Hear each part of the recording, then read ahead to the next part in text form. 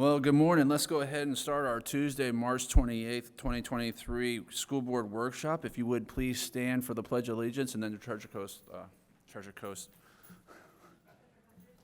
Pledge. Thank you. I pledge allegiance to the flag of the United States of America and to the republic for which it stands, one nation, under God, indivisible, with liberty and justice for all. As an adult and treasure hunter, I am committed to search for all the talents, skills, and intelligence that exist in all children and youth. I believe all children are capable of success, no exceptions. All righty.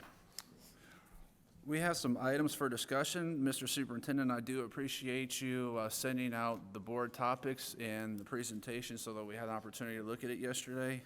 It was quite hopeful. Let's go ahead and skip that part and just go to your recommendation so that we can vote for it real quick. 2.02 on professional services. I'll take your recommendation at this time. I recommend the board approve item 2.02 as presented. You've heard the recommendation of the superintendent. Do I have a motion? So moved. I'll second it. I have a motion and a second. Further discussion? Seeing none. Those in favor? Aye. Those opposed? Motion carries. All right, Mr. Superintendent, please carry on. Good morning. I just want to welcome everybody. Today it's a beautiful day, and Mrs. Hawley can't be here. I think she's in Tallahassee right now. But anyway, I want to say good morning to all of our board members. So we've got a couple of I consider this probably one of the most important meetings we've had, especially since I've been superintendent, because we've got testing coming up in just about a month. So I kind of want to lay the foundation for what that's probably going to look like for us with regards to a couple of things. One is our historical performance, how we've done in the past, how we've done most recently, and now it's a new year. We've gone from the FSA, which an old assessment, to progress monitoring, which is a new assessment. And it's also going to be different because in the past, we've had to wait until the summer for results. Like, students take a test and then months later, results just drop, from the sky. Now, literally, these results will be in our hands within days. And with that being said, this is the last time I'm going to have an opportunity to talk to the board because we have a retreat in April with regards to what to expect. So I kind of want to lay the foundation for that. And also, we want to provide the board with an update on how we individually support our students. What do we do to support our schools? How we're able to pivot in real time. It's a real deep dive. I can tell you it's a very involved presentation that Mr. Frank and our teaching and learning team have for you today. But I just wanted you to kind of be aware of the work that goes on behind the scenes. But first, and I'm going to connect all this together in my presentation. We're going to have a presentation from Dr. Perry with regards to something that occurred last month. And that was our opportunity for our students to take advantage of scholarships, which with the HBCU and HSI Fair. So, Dr. Perry? Chairman Ingersoll, school board members, Superintendent Prince, it's a pleasure to have this opportunity to present to you about our 7th annual HBCU HSI College Fair that happened on February the 2nd at the Finn Center. Now, when we talk about HBCU HSIs, we often speak in acronyms and we assume that everyone knows. But I want to make sure that everybody knows that it's historically black colleges and universities and Hispanic serving institutions. Of course, I practiced yesterday with my sister, and she's like, Kevin, what's an HSI? So wanted to make sure that we all were on the same footing here. When we talk about everything that we do in St. Lucie County that provides opportunities for our students, it must be grounded in our mission. Our mission says that we ensure that all students graduate from safe and caring schools, equipped with the knowledge, skills, and the desires to succeed. There are over 4,300 colleges and universities, so the choices for our students are endless. But when we provide the exposure, access to those options and those opportunities, we help secure the mission of St. Lucie Public Schools. When we do that, we also make sure that we see greater improvement and greater success for all of our students here in our district. Basically, there are 4 goals of the fair: to increase enrollment of those underserved, underrepresented populations in colleges and universities, and to educate them about HBCUs and HSIs, to further explain the financial aid process for those students, and to allow them the opportunity to talk about and explore additional vocations. By definition, an HBCU is a degree-granting public or private institution that was established before the Civil Rights Act of 1964. They're located in 19 states, the District of Columbia, and the U.S. Virgin Islands. A deeper dive tells us that they were established with the principal mission of educating Black Americans. They are accredited by a nationally recognized agency or association and approved by the United States Secretary of Education, attesting to their value and their merit. There are over 101 HBCUs. They represent 3% of all institutions, and 10% of all African American students are enrolled at HBCUs. When we look at HSIs, Hispanic Serving Institutions, they're comprised of institutions where at least 25% of those students are Hispanic, located in 29 states, the District of Columbia, and Puerto Rico. They must also submit an application to be determined and designated as an HSI, certifying that they meet those specific requirements as defined to be represented as an HSI. There are 559 HSIs. They represent 18% of all institutions, and 66% of all Hispanic students are enrolled at an HSI. When we compare the two, we look at what they may have in common, and 5 factors jump out: enrolling, retaining, supporting financially, modeling with faculty, and graduating students. Both provide an education to a large portion of students from these minority groups, and they play a very important role in bridging the opportunity gap for higher education. Here's the amazing A-team. Kim Cooper, she's a curriculum developer from our secondary ELA. Stand up for me, Kim. And new to the team this year is Finding Nemo, Kaylee Nemo, the District College and Career Advisor, and then whoever that guy is down bottom there. So here's how it all comes together. 3 of us work together as one team, very collaboratively and collegially, to make sure that we provide this additional opportunity for our students. When we take a look at what Coop does, I've known her for 1,000,000 years, so she's Coop to me. She's all the logistics, everything from the initial contacting different departments in the area, scheduling, working with her colleagues in OTL that are very integral to making sure that this happens. Everything that deals with logistics comes from Coop. When we look at Kaylee, she's on the ground. She's where the rubber meets the road. She's in our schools, meeting with our liaisons on our school campuses, doing presentations to our students about HBCUs, HSIs, further explaining to them the financial aid process, just working in our buildings with all of our students. And then anything that comes from the operations, I tie it in by making sure the cabinet is formed, speaking with principals, finding the location, follow up with my colleagues that are HBCU grads, my colleagues that are a part of the D9 also, to ensure that this continues to be a wonderful opportunity for our students. The fair schedule is developed by Coop. You'll see that it's an overlapping schedule. We rotate students in on a 30-minute basis, and they have an hour and a half to be in the fair meeting with these college recruiters throughout the day. So at the beginning, you'll see only 1 school there, but throughout the course of the day, there'll actually be 3 schools in the room meeting with those fair participants. This year, there were 18 registered schools, really 20 registered schools. We had some schools that could not get out because of the storm in Arkansas. Approximately 500 high school students that participated. This year we operated on the 80-20 rule. 80% of the students had to be seniors, 20% could be juniors that we exposed to the college and career going opportunity.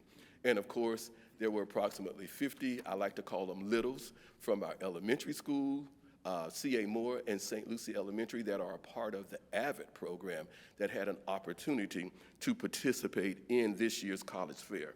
A strong college-going culture on an elementary campus encourages students to think about colleges and careers in the future. This slide to me is very important. We had 4 HBCUs from the state of Florida participate and 7 HSIs from the state of Florida. In the state of Florida, there are 25 HSIs, and you see the ones that are listed there. In the state of Florida, there are only 4 HBCUs, so all 4 of the HBCUs in the state of Florida were represented this year at our fair. Now, this ties very closely into the diversity page that is on our school district's website that was created by our HR department with Dr. Rafael Sanchez. Once we connect people that are interested in being employees in the district, we have a better chance of keeping them in the district. Basically, there are 3 pages that are highlighted on the diversity page here. And some of the employees that are HSI grads that we all know, of course, Clarissa is there, Mike McCarty in our Office of Teaching and Learning. Urani Guzman Ramirez, she was the outstanding first-year teacher the year 2020, 2021. HBCU grads, of course, we all know Felicia, Rod Nada, he's the money guy. Latricia's down bottom there. I will mention to you that you're going to see some numbers later. Those numbers changed on yesterday. South Carolina State University, which is Latricia and Keith Davis's alma mater, they were not able to attend this fair. They're in the district yesterday and today, and I know yesterday they awarded some $100,000 to students in scholarships. I don't know why that blank spot is down there. Oh, he's an HBCU grad too. We also talk about the Divine Nine, members of Greek letter organizations that play a very important role in educating students.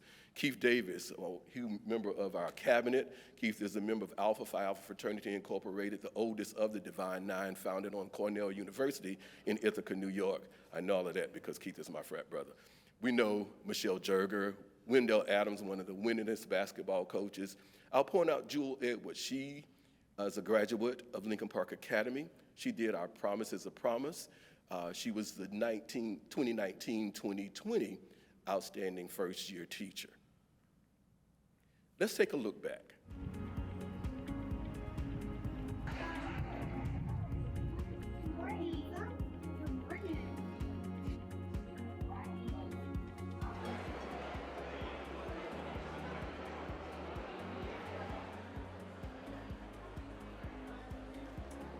Amazing. Oh my God.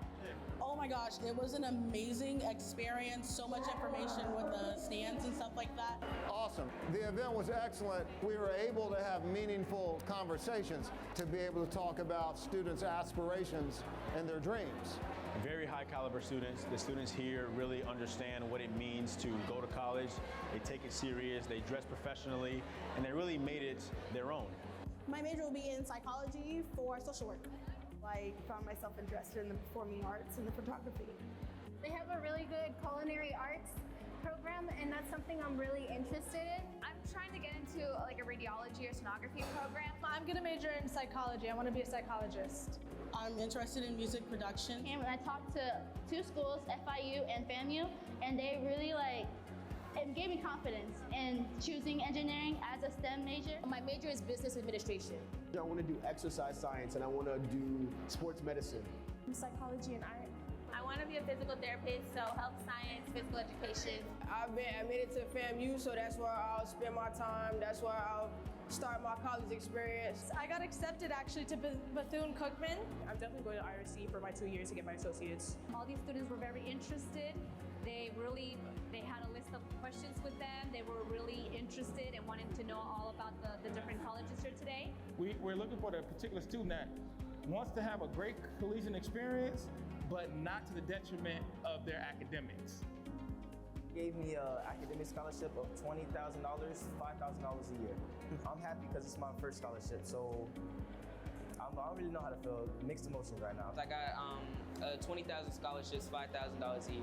I'm majoring biology, pre-med.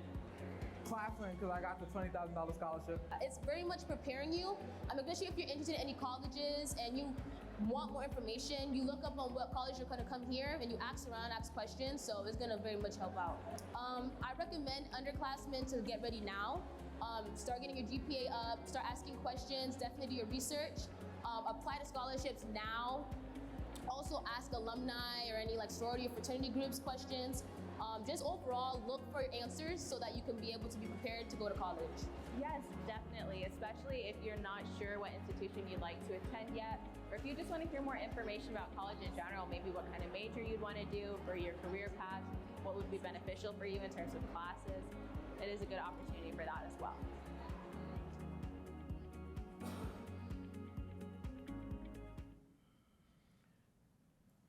I'd like to give kudos to the Office of Teaching and Learning, ITS, Food Service, Transportation, and our Egg Foundation. When all these departments come together, you see what we reap what we saw on the video with those students.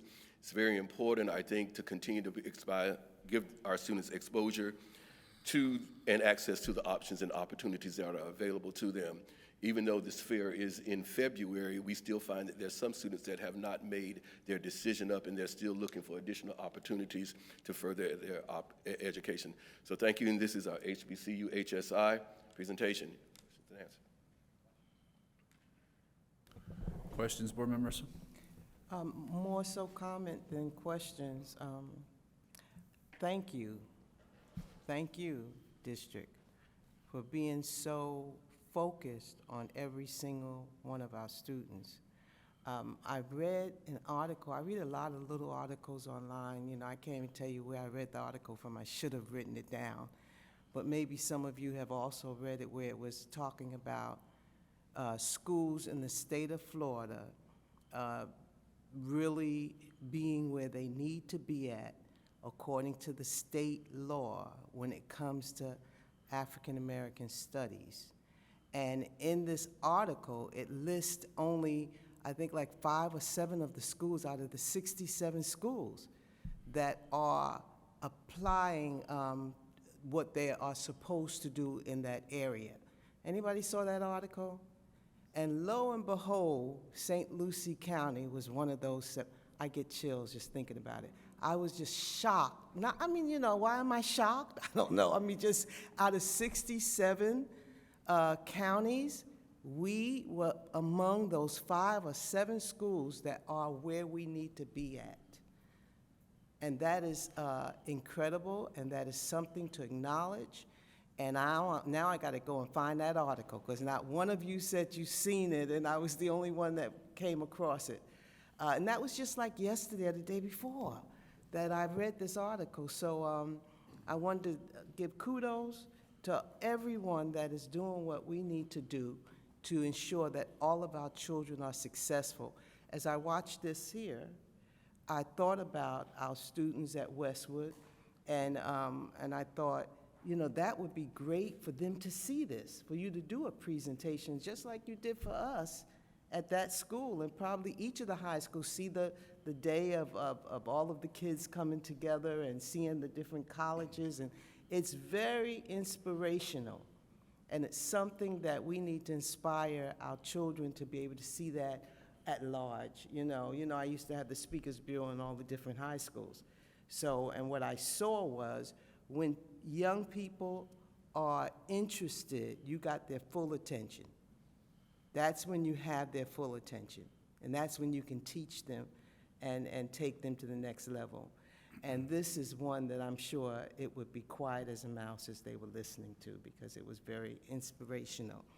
My grandson, just this weekend, toured Morehouse, and he applied to 7 schools, and out of the 7, he's heard from 6, and all 6 accepted him.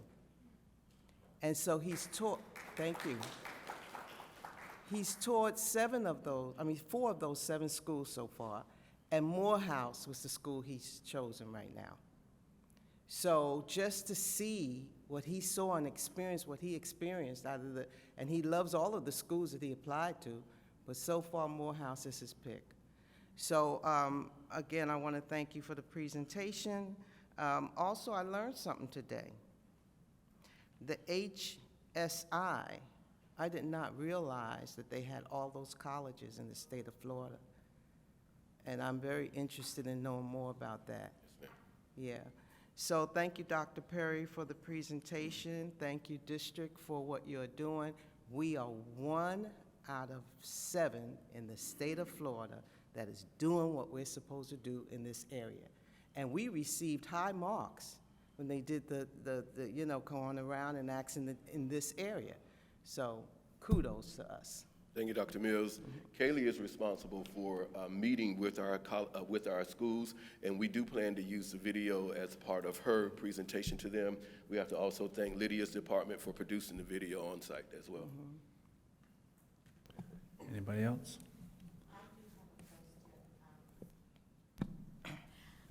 Dr. Perry, you said the elementary schools, there were 2 that came. Are we going to extend it to the other elementary? And what? I can't remember why you said we chose those 2 in the first place. Yes, ma'am, Ms. Mills. I'm sorry, Ms. Richardson. Those 2 schools that attended are part of our AVID program. They have AVID advancement via individual determination on their campuses. Creating a college-going atmosphere at an early age is a part of the AVID program. So it fell right in line with what is expected of them to be able to have them to come. It will be kind of tough, but it's something that we can, of course, look at. We would have to extend the Recruiters Day to do so because we brought those 2 schools in the last 45 minutes, and you can attest at the power that happened that day, and actually a great time that they had talking to recruiters and receiving their early trinkets about colleges on that day. Well, maybe, I'm just saying that we could maybe not extend it, but somehow maybe rotate the schools, I don't know, or somehow have a little college prep for the kids at the elementary school. I mean, just something to kind of whet their appetites a little bit. I don't know what that looks like, but I just know that those kids were, you know, there were some seeds that were planted that day. So thank you. One of my early ideas, I have not discussed it with our awesome superintendent yet, but many, many years ago, most of you know Benita Williams, Chris Taylor, we did the early HBCU College Fair. For this college fair, because we're trying to help students get admissions and scholarships, we invite those recruiters to come in. But the early college fair had HBCU grads that are local presenting a fair, and so that may be something that we can plan one day for our students and just have local members, HBCU, HSI grads, participate. That would be nice, because at least they know the people that they're talking to. They're not strangers for the most part, yes. You know, and they can relate, you know, so that would be something that I think that would be good for the kids, you know, to experience and to hear. So thank you again. Yes, ma'am. Dr. Perry, you and your team, thank you so much. Just the opportunity to go, and some of the students that I work with were there, and I got to interact with them and how appreciative they were and excited they were to get out of the opportunities. A lot of them can't afford the opportunity to drive around the state to look at other colleges, and to have them come to one location is more optimal for them, and then they can afford maybe to do 1 or 2 trips to look to see their college. Some kids go to college and don't even see it until their parents drop them off. So, which would drive me a little nuts, but that's the reality we live in sometimes. And this is just a great opportunity. Thank you again. Thank you. Question? Yes, ma'am. The HSI, do we have a day for them as well? HSI, the Hispanic institution, where they do, how does that? They were involved in this. Oh, okay. They were part of the 18 that were here on February the 2nd. It was a combination. It's always been a combination of HBCUs and HSIs. There were 4 HBCUs there from the state of Florida. Okay. And there were, I think, 7 HSIs from the state of Florida there. But it was a total of 18 schools that participated in the fair. Okay, thank you. Just wanted, great presentation, good job. Thank you. Especially covering all the acronyms for me. Great job, Thank you, thank you.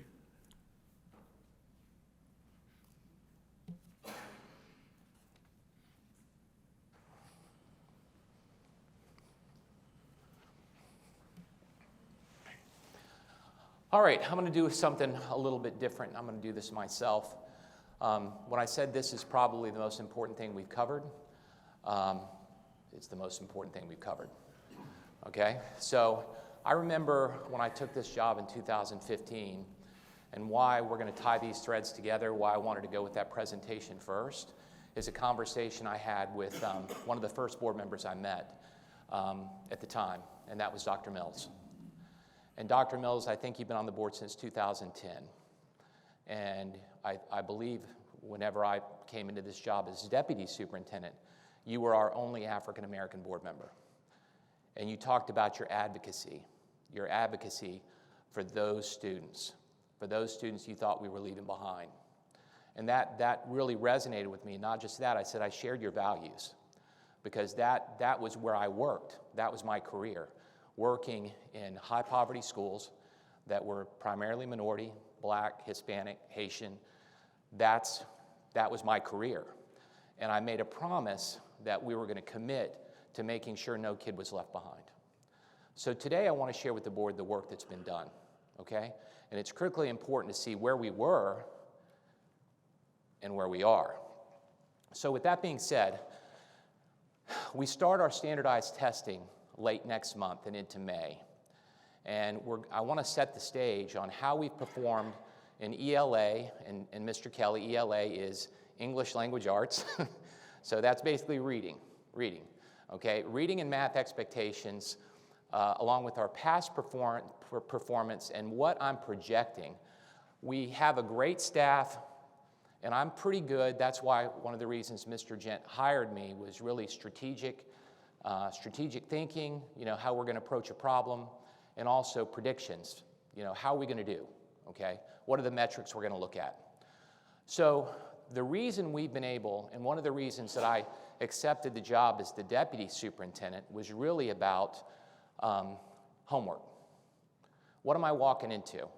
I knew I was going to work for a great boss in Mr. Gent. Mr. Gent and I were very close. I believed in him. I'd worked with him in the past. He recruited me here. But the bottom line is there's a whole lot of other things. Sometimes you do a job interview, but sometimes you interview to see if this is a job you want to take. So I did a lot of research on the district. And what I saw, it looked like a school that I had walked into. Okay, had a lot of challenges, but the culture, we could move this district. That's how I felt. And the most important piece of moving a district is the school board. The school board. You have to have a stable and supportive board. Otherwise, you can't get your work done. And not only a stable and supportive board, but you've got to be focused. That's why the goals are so critically important. I have 4 goals as superintendent. Number 1 was renewing the referendum. That brings in $25 million to the district. That is critically important for our safety of our students because it pays for a resource officer. It puts dollars in our teachers' pockets. That was huge. If that referendum didn't pass last year, we would have been in dire straits. The second thing was accreditation. That provides, when you give a kid a diploma, it means something. Your district is accredited. That means it's quality. I sent you the report. That happens this week, March 31st. It goes to the board for our accreditation, and that is going to happen. I want to thank our team. Bridget, stand up real quick. Bridget Hargadine, Ms. Hargadine led that work, outstanding job. But today, thank you. Today we're going to focus on student performance. And we're going to talk about past performance, current performance, and predicted performance. So, 1992, the Dream Team. If you're as old as I am, you remember this was like the Dream Team of basketball, the 1992 Olympics. Only Mr. Gent, the former superintendent, would know this. It only had one college player on the team, which was Christian Laettner, and he was famous for hitting a last-second shot. He played for Duke against Kentucky with 2 seconds left. But the bottom line is they went on to go undefeated. They won the gold medal, and that really started professional basketball players playing really an amateur sport. But I have my own dream team, and that was the Acognia accreditation team. Now, my cabinet, my leadership team is over there, all right? Everything we've accomplished is because of the team that Mr. Gent and I put together. I would give a lot of credit to Mr. Gent for selecting people. There's only one person over here that was in his job in 2015. Only one person. That was Dr. Kevin Perry, who just did his presentation. Last man standing. Dr. Perry? Invaluable. But the bottom line is we had many cabinet level folks, but their roles have changed because it's so critically important with the team to know what people do well. And also, I always heard this, if you got a thoroughbred, you got to let them run. And you've got to empower the people that work for you.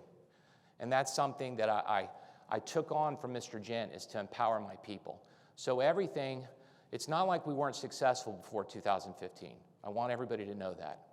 The bottom line is we've had unprecedented success because I do believe we have the right people on the right seats on the bus.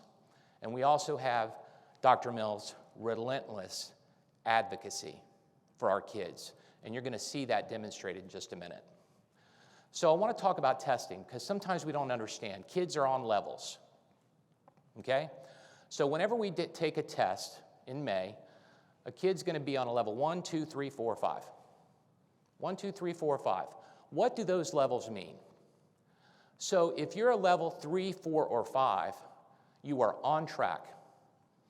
You're in the sweet spot. You're on track for promotion, moving to the next grade. The bottom line is the state sees you as being on track. You're reading on grade level. If you're a level 1 or 2 students, you're not on grade level. Those are the kids, Dr. Mills, you were concerned about. We're going to leave those kids behind. They're not on track. We're concerned about them. And then you've got your level 1 students. Your level 1 students are significantly behind. Now, where is St. Lucie County at a disadvantage, especially in elementary school, is kindergarten readiness. Because of our economic challenges, many of our kids come to kindergarten, they don't know their letters, they don't know their numbers, they're significantly behind. So what do we do to catch those kids up? Between grades 3 and 10, how are we doing? So I want you to remember this because those level 1 students, okay, that's going to be eye-opening with how those students are performing. Also, those level 1 and 2 students tend to be, because of economics, children of color. The last thing I'm going to say is this. When I arrived in St. Lucie County just 7.5 years ago, we were a third, a third, a third. A third white, a third black, a third Hispanic. That's not what we look like today. We are 34% Hispanic, we're 32% black, we're 25% white. We are a district of color. That, okay, is where we need to make our money. How are we doing with our level 1 and 2 students? So I want to show you our most recent performance. These results came out in June of 2022. First, let's take a look at reading. This is our reading results versus the state. So you can see this is grades 3 through 10. Third grade, we're 5 percentage points behind the state performance. Fourth grade, we're 9%. Fifth grade, we're 10% behind. Sixth grade, we're 3%. Seventh grade, we're 5%. Eighth grade, we're 4%. Ninth grade, we're 1%. And 10th grade, we're 3%. In every metric of levels 3 through 5, we perform and have historically performed behind the state. Okay? 3s, 4s, and 5s. How are we doing in math? Well, this is grades 3 through 8. 9th and 10th grade don't test for math, FSA. They test algebra and geometry. So only 3 through 8 are here. So in grade 3, 4 behind.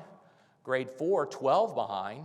Grade 5, 9 behind, 6, 7 behind, 7, 5 behind, and grade 8, 16 behind. Now, that's a big number, 16.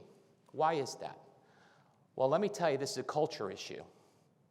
Okay? This is a culture issue.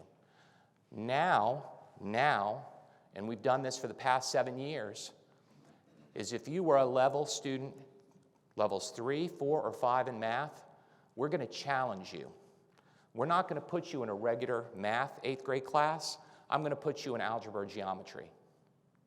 So all of your proficiency students are taking algebra and geometry. They don't test here. They don't test. So the bottom line is only level 1 and 2 students are taking this test, and guess what? 1 out of every 4 of them score a level 3, 4, 5. So they're moving from levels 1 and 2 to a 3, a 4, or a 5. That's successful. That number actually probably should be 0 because none of the students taking the test are on grade level. Algebra, we're 5 behind. Yes? I didn't understand. Okay, I'll go back. So in 8th grade, if you're a math student and you're a level 3, 4, or 5, when you start 8th grade, you're taking algebra or geometry. We put you in those classes. Those are high school credit classes because you can do it. And we provide support for these students. So all the other students are level 1 and 2. They go into regular 8th grade math and take the 8th grade FSA. Okay? 8th grade FSA is different than the algebra and geometry test. So all of these students sitting in 8th grade are level 1 and 2 students taking regular 8th grade math. They take this assessment. If you're a level 3, 4, or 5 student, you take these assessments. So the bottom line is, this number for us, if they perform like they do historically, no student would pass that test because they're level 1 and 2. They're not on grade level. All right? So the bottom line is actually 1 out of every 4 we are bringing into proficiency. And if I go into these numbers, we perform significantly lower in algebra and geometry. Why is that? It's because those students, Mrs. Richardson, to your point, kids taking 8th grade regular math in middle school will then take algebra and geometry in high school. These are students that are level 1 and 2 students. In high school, they'll take algebra and geometry. These students tend to be your level 1 and 2 students, your lower performing students. If you're taking algebra and geometry in high school, you were below grade level in math in middle school, okay? Because if you're taking algebra and geometry in middle school, you're taking college classes in high school. It's a big thing to understand. This is how we've changed our culture, and I'm going to show you a little bit more about this in a minute. This is an important point. So we've performed, I just showed you, on all levels of proficiency, reading and math. We're below the state, okay? We've historically performed below the state, but this is what is on our website. Well, we're number 1 on the Treasure Coast in performance. We're number 1. How is that? How can that be? Okay? Well, I'm going to tell you how. Because the state accountability system that districts are graded on and measured on includes more than levels 3 through 5 performance, a lot more. So there are 4 components that show level 3 and above. Reading, math, science, social studies. The 4 core. It measures how many students are on grade level or higher. However, now if we were just measured on that, we wouldn't be on number 1 on the Treasure Coast because we're well below the state. But to your point, Dr. Mills, the conversation we had is how are we serving underrepresented students? Well, we have 7 other components that measure that. Learning gains. Your students, are they getting a year's growth in a year's time? Those level 2 students, are we moving those students into level 3? and then your low 25, your level 1 students, your lowest performing students. The state wants to know, are you moving those students up, or are they staying where they're at? This is really important because this is where we perform. We perform best with kids down here to bring them up here. Middle and high school acceleration. What do these things mean again? Middle school acceleration means kids passing a high school test in middle school. High school acceleration. What does that mean? High school kids, like my son, okay, who is passing college exams in high school. This is important to remember because these kids become these kids. You provide opportunities in middle school for kids to get high school credits in middle school. They end up going into college classes in high school.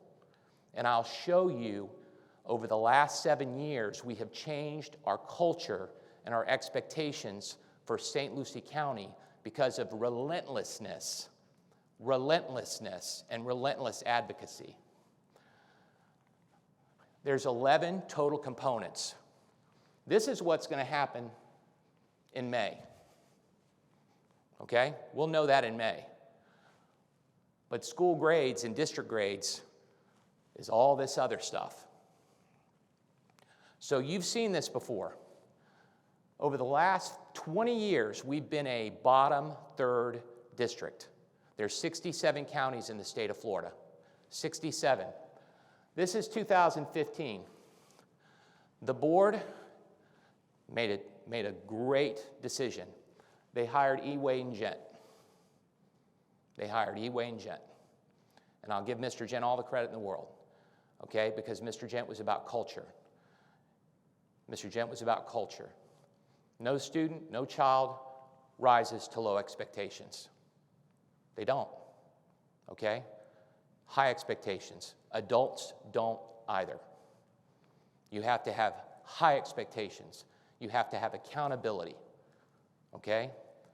Those are philosophies that we shared. So what happens when you have a culture of high expectations for kids? Performance, 47, 45, 32, 22, 30, 28, 23.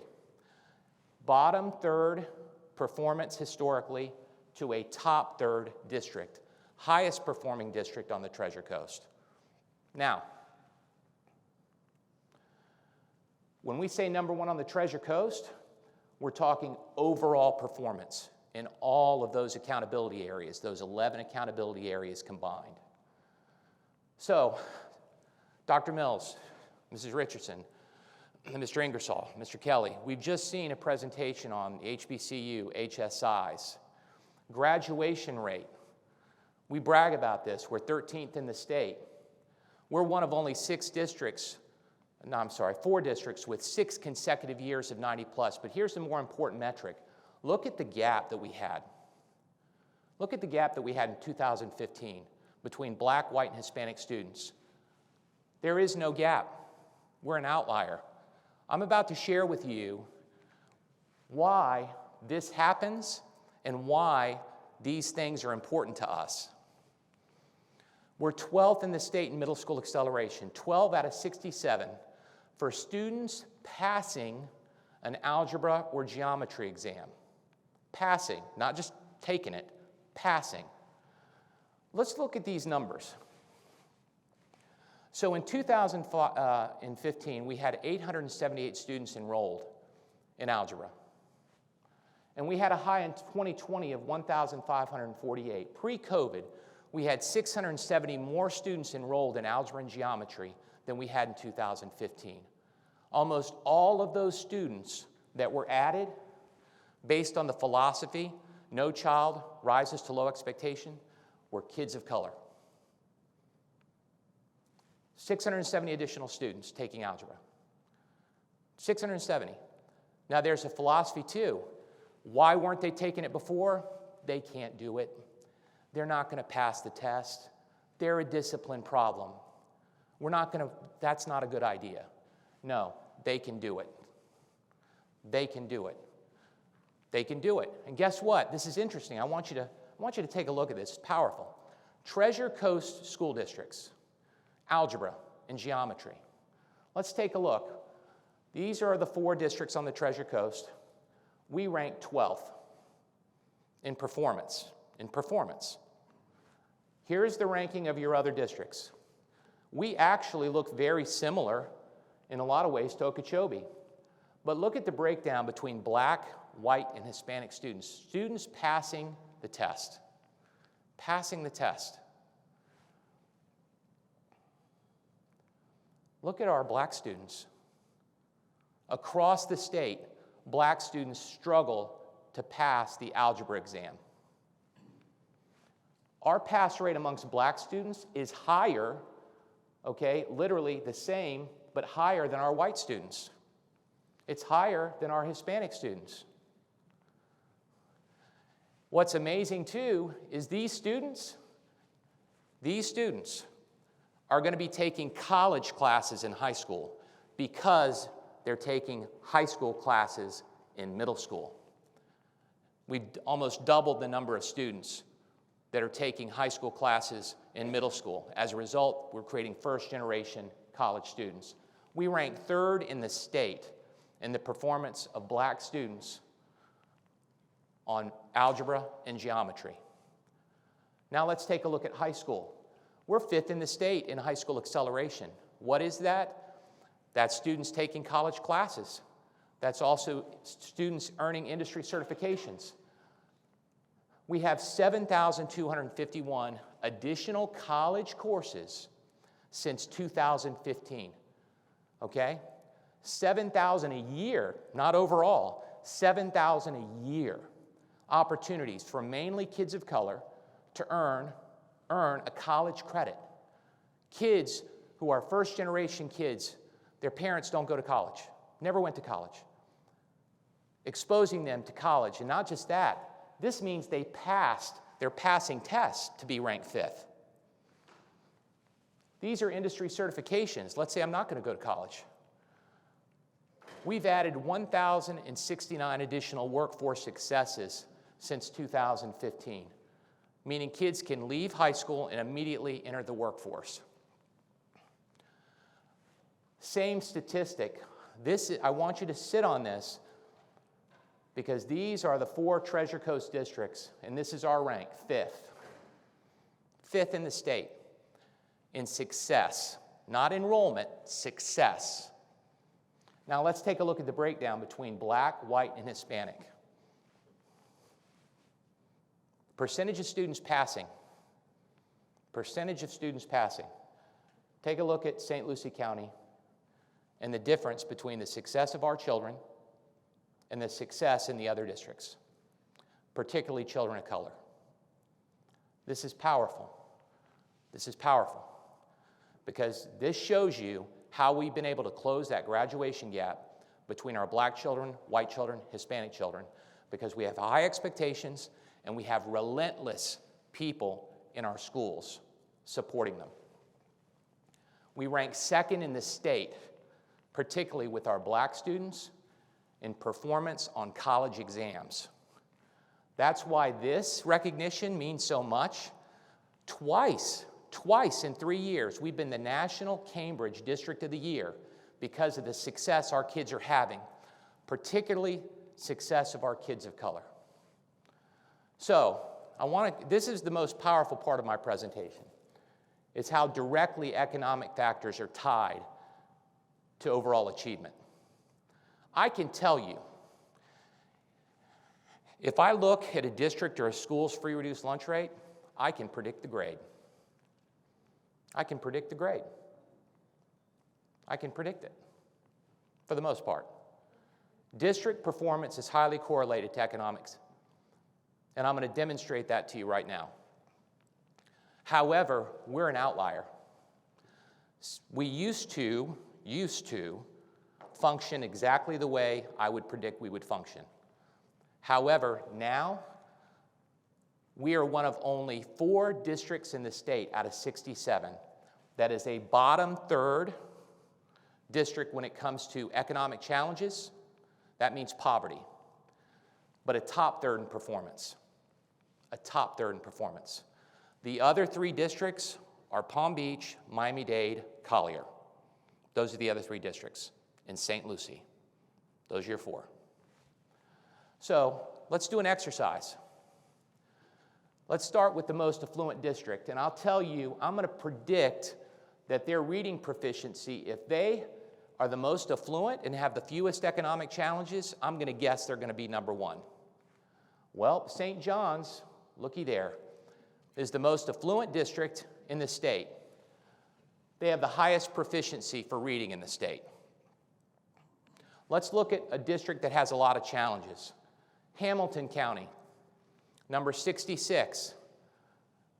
Wow, they are 66th in the state, almost directly correlated. So let's take a look at the Treasure Coast. Well, let's take a look at Nassau.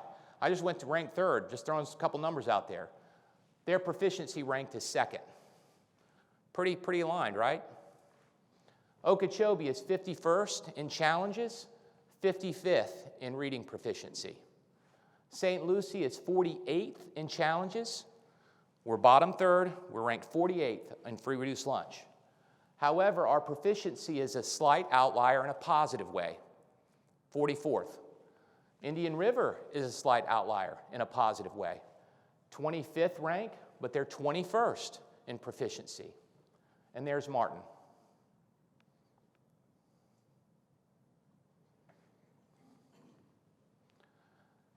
Once again, we're an outlier. We're an outlier. This is our, once again, you can see the rankings. Now I want to share with you the cells of the accountability system and how closely they're aligned with your challenges. So I want you to get used to this chart because it's going to get a little complex, but I'm going to go slow. So number 1, remember the most affluent district is St. John's, right? They're number 1. The district with the highest poverty is Gadsden County. Now, what did I just tell you? I just said, listen, if I see where they fall out of 67 counties, I can tell you where they're going to fall on their performance. Let's see how accurate I am. All right? They're the most affluent, least affluent. This is St. John's. St. John's is the most affluent. They rank number 1 in the state. Everywhere that I've circled are directly correlated with how much money your parents make on a test. This is Gadsden. They have the most poverty. They're ranked 64th. Almost a direct correlation. And once again, all of these metrics, when I look at Gadsden, are directly correlated to how much money a parent makes. These metrics, these are important, and I want to explain why. This is your lowest 25%. These are your level 1 students, okay? This is middle school and high school acceleration. Remember I said that's culture? Putting kids in advanced classes, raising expectations. This is where it's not necessarily directly correlated because you can see here, Gadsden, low 25, low 25. These 2 are areas they are very strong in because they're supporting their lowest level students very well.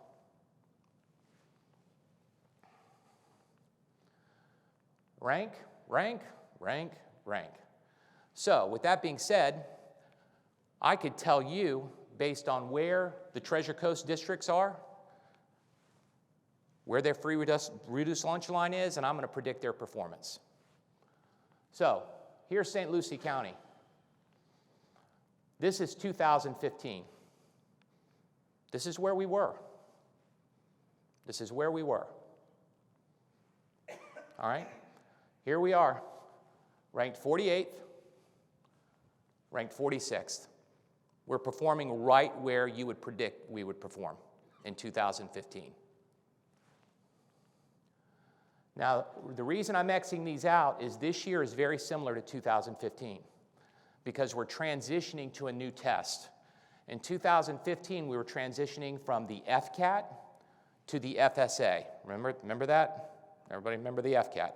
This year, we're transitioning from the FSA to progress monitoring. Therefore, these 4 areas will not be measured. They're not measuring learning gains because they're transitioning from one test to another, all right? So once again, direct correlation. This is us now. This is us now. You can see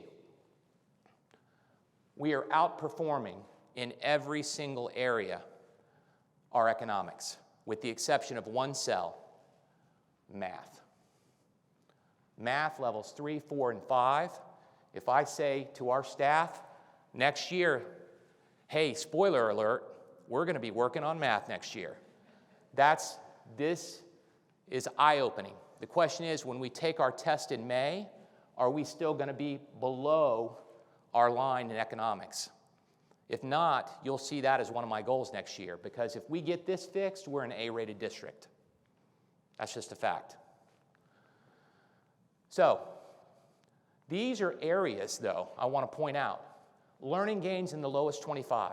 Level 1 students, here, and your graduation rate. Those are metrics you look at. How are we doing with our lowest level students? How are we doing? And I look at these here to say, wow, we're performing extremely well. In fact, this is the reason we're ranked 23rd. We've gone from bottom to the top because of a lot of work we're doing with our lowest performing students.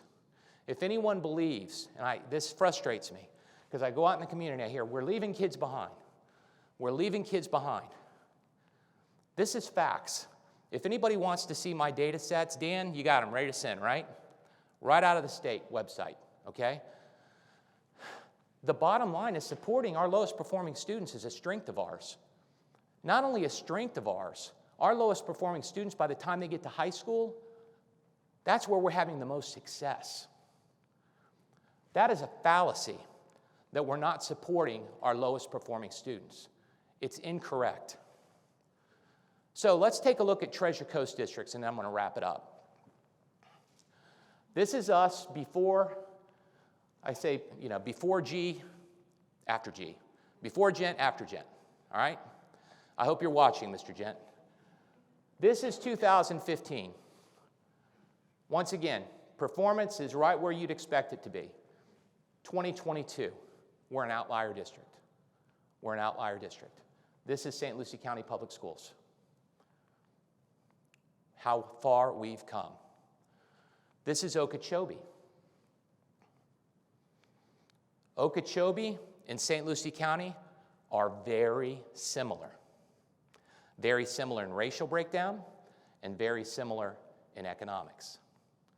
And this is Okeechobee's performance across those 11 different accountability cells. This is Indian River. This is Indian River's performance. Once again, they're ranked 25th in economic challenges. They're ranked 28th, lower than St. Lucie County in overall performance. This is Martin County. That's Martin County, one of the most affluent districts in the state. And once again, here's St. Lucie. We have one issue, and I recognize it. Hey, that jumps out at me. We've got to address that. Here are your 4 districts compared along with their economic line. Which district is an outlier?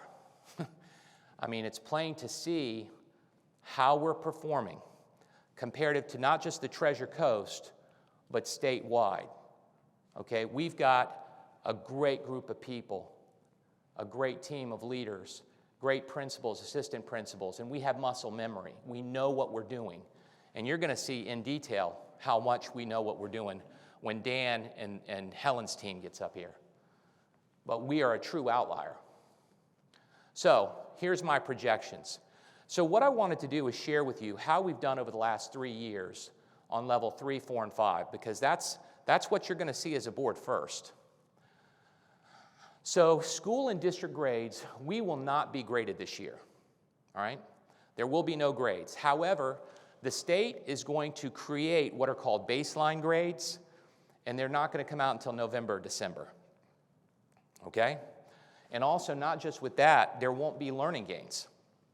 So we'll have 7 out of 11 cells in the accountability system. And why is that important?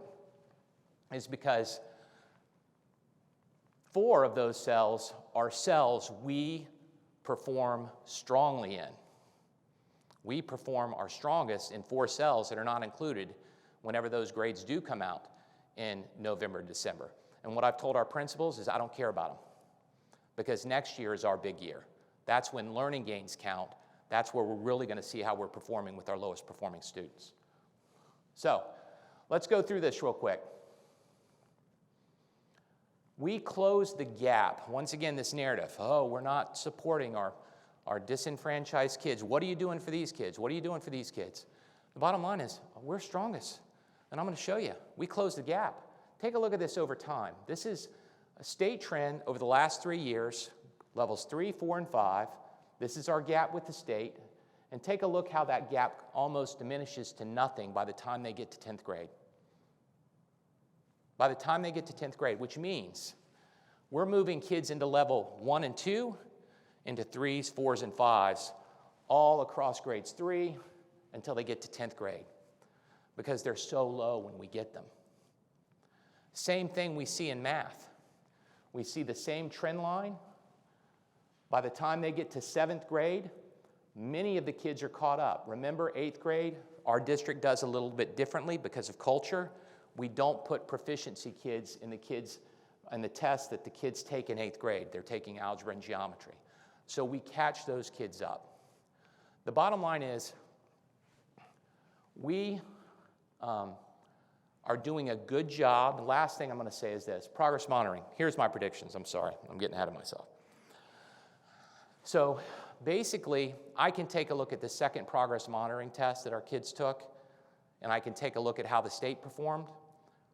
And this is probably how we're going to perform when we take the final exam. So what does our gap look like between our students' performance and the state by grade? Now, this is reading, and you can see the gap with our students is pretty similar to the gap we had last year.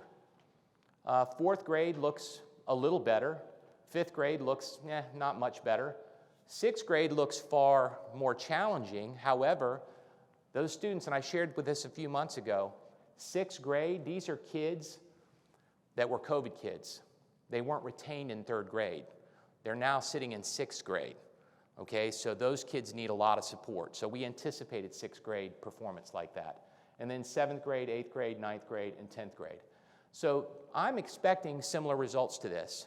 The same thing in math. You see a similar trend. The bottom line is, how are we going to perform in May? Probably very similar to how we've performed in the past 3 years. Okay? We're going to be below the state averages. But the bottom line is, that is not how our students perform overall. We service our kids, especially our lowest performing kids. We challenge our students, and we'll continue to do so.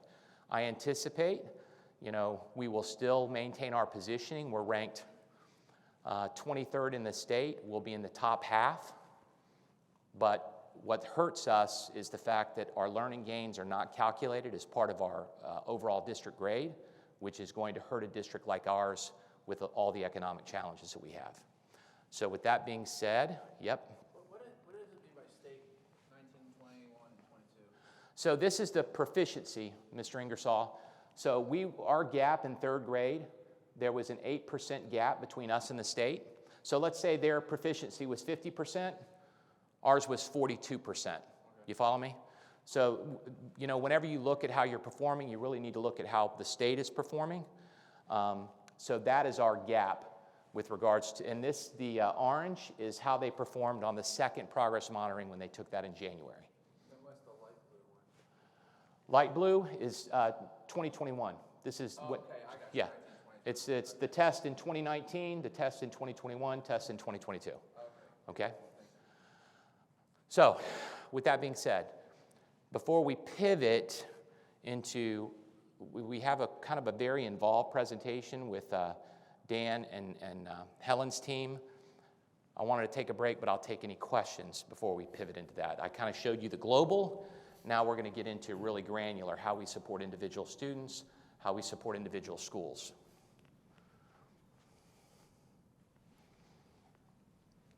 Mr. Chair? No, I always love still looking at the data. Nope, let's go ahead and take a break. Any questions? Seeing none, let's go ahead and take a 5-minute break. Okay.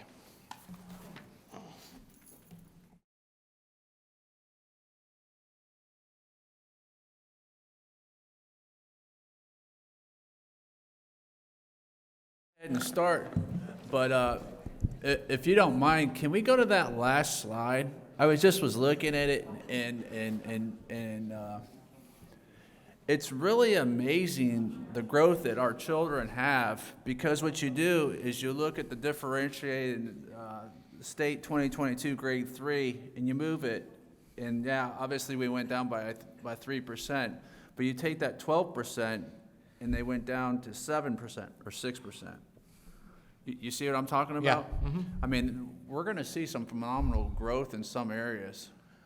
Well, I think we have positive news. You know, this is whenever I say predictions, you know, we don't know how predictive the PM2 is to overall performance. You know what I'm saying? So this is the first year of the tests. So, you know, that's why I look at the gap between us and the state, because regardless of the assessment, the gap will still have we'll still have a consistent gap. It's just how big that gap is. I will tell you from our internal monitoring, which Dan is going to, when I say deep dive, you're gonna see how the sausage is made today. But and I'm trying I don't want to, you know, the devil is in the details, and I don't want to overwhelm the board. But what I am saying is, you know, each one of you has what you do for a living or a profession. This is what we do for a living. This is our profession. We're trained professionals, and you're a governing board and I'm the superintendent with regards to working with our trained professionals on this. And I do think that the folks that we've selected to lead our work, they really know what they're doing.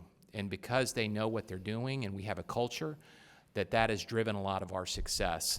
So, Mr. Ingersoll, we have a pretty detailed presentation. Mr. Frank, the chief of schools, which, by the way, Mr. Frank, you look like my frat brother today, except for the tie. Mr. Frank is really leads the work that we do in our schools. He's also in charge of our principal supervisors, but this is a collaborative work, because the work that Mr. Frank does with our schools is also in collaboration with our deputy superintendent, Dr. Wild, who is over teaching and learning, and all of the functions that go in teaching and learning is supporting our schools. So we meet weekly, and we really focus our efforts. Where do we see strengths? Where do we see weaknesses? Where do we need support? And Mr. Frank today is going to talk about what we look at, how detailed we are, and how we get really into the nitty-gritty with individual students that need our support, and what we do when we get information, and how we're quickly able to provide support to our kids. So with that, Mr. Frank, you're up. Okay. Good morning, Chairman Ingersoll, board members, and Superintendent Dr. Prince. So today we're going to talk about academic monitoring and individualized school and student supports. And I want to take a moment to introduce the team that's responsible for that work, and I'm going to ask you to stand up. I believe they're sitting behind me. First of all, Dr. Michelle Harrington is the Director of School Renewal. And we have Kimberly Jay, the Director of Elementary Curriculum.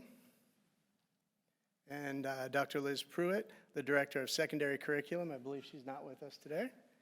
We have Dee Dee Johnson, the Coordinator of Quality Instruction. And we have Denise Rodriguez, the Executive Director of Teaching and Learning and Leading. And then I'm going to introduce my team, the school supervisors.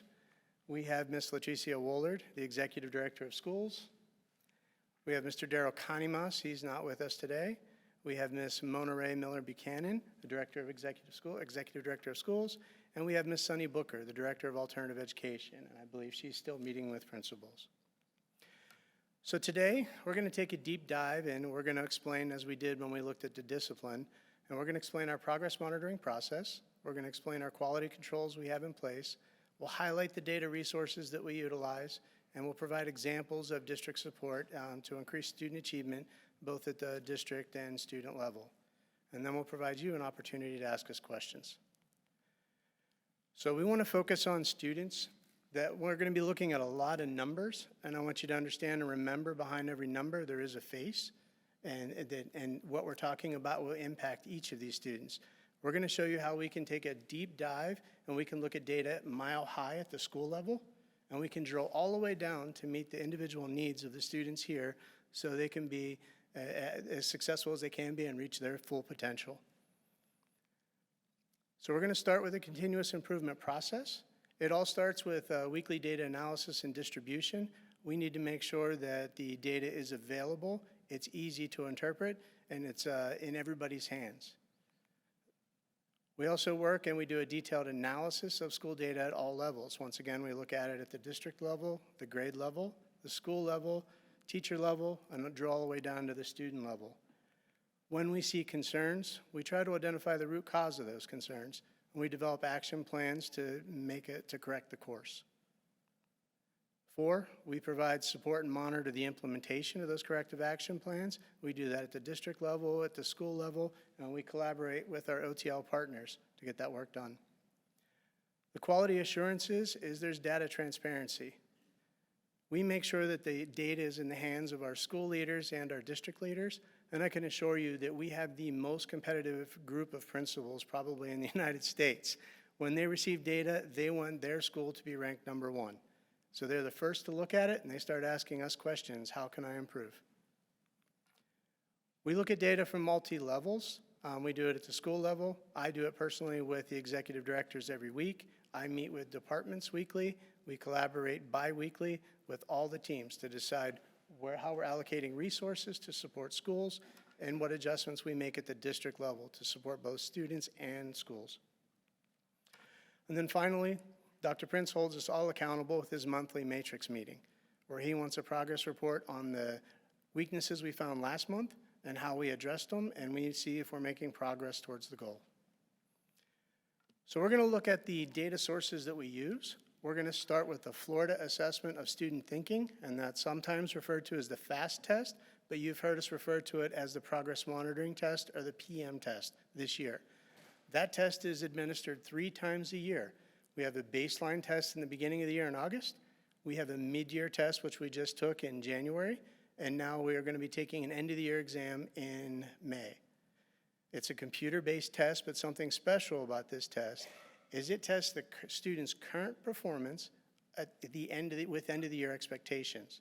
So when the students take the pre-test in August, they're being assessed on all the standards and skills that they're supposed to master by the end of the year. When they take the midterm or mid-year test, they're being assessed on all the standards that they're expected to master by the end of the year, even though they may have only been taught half the standards.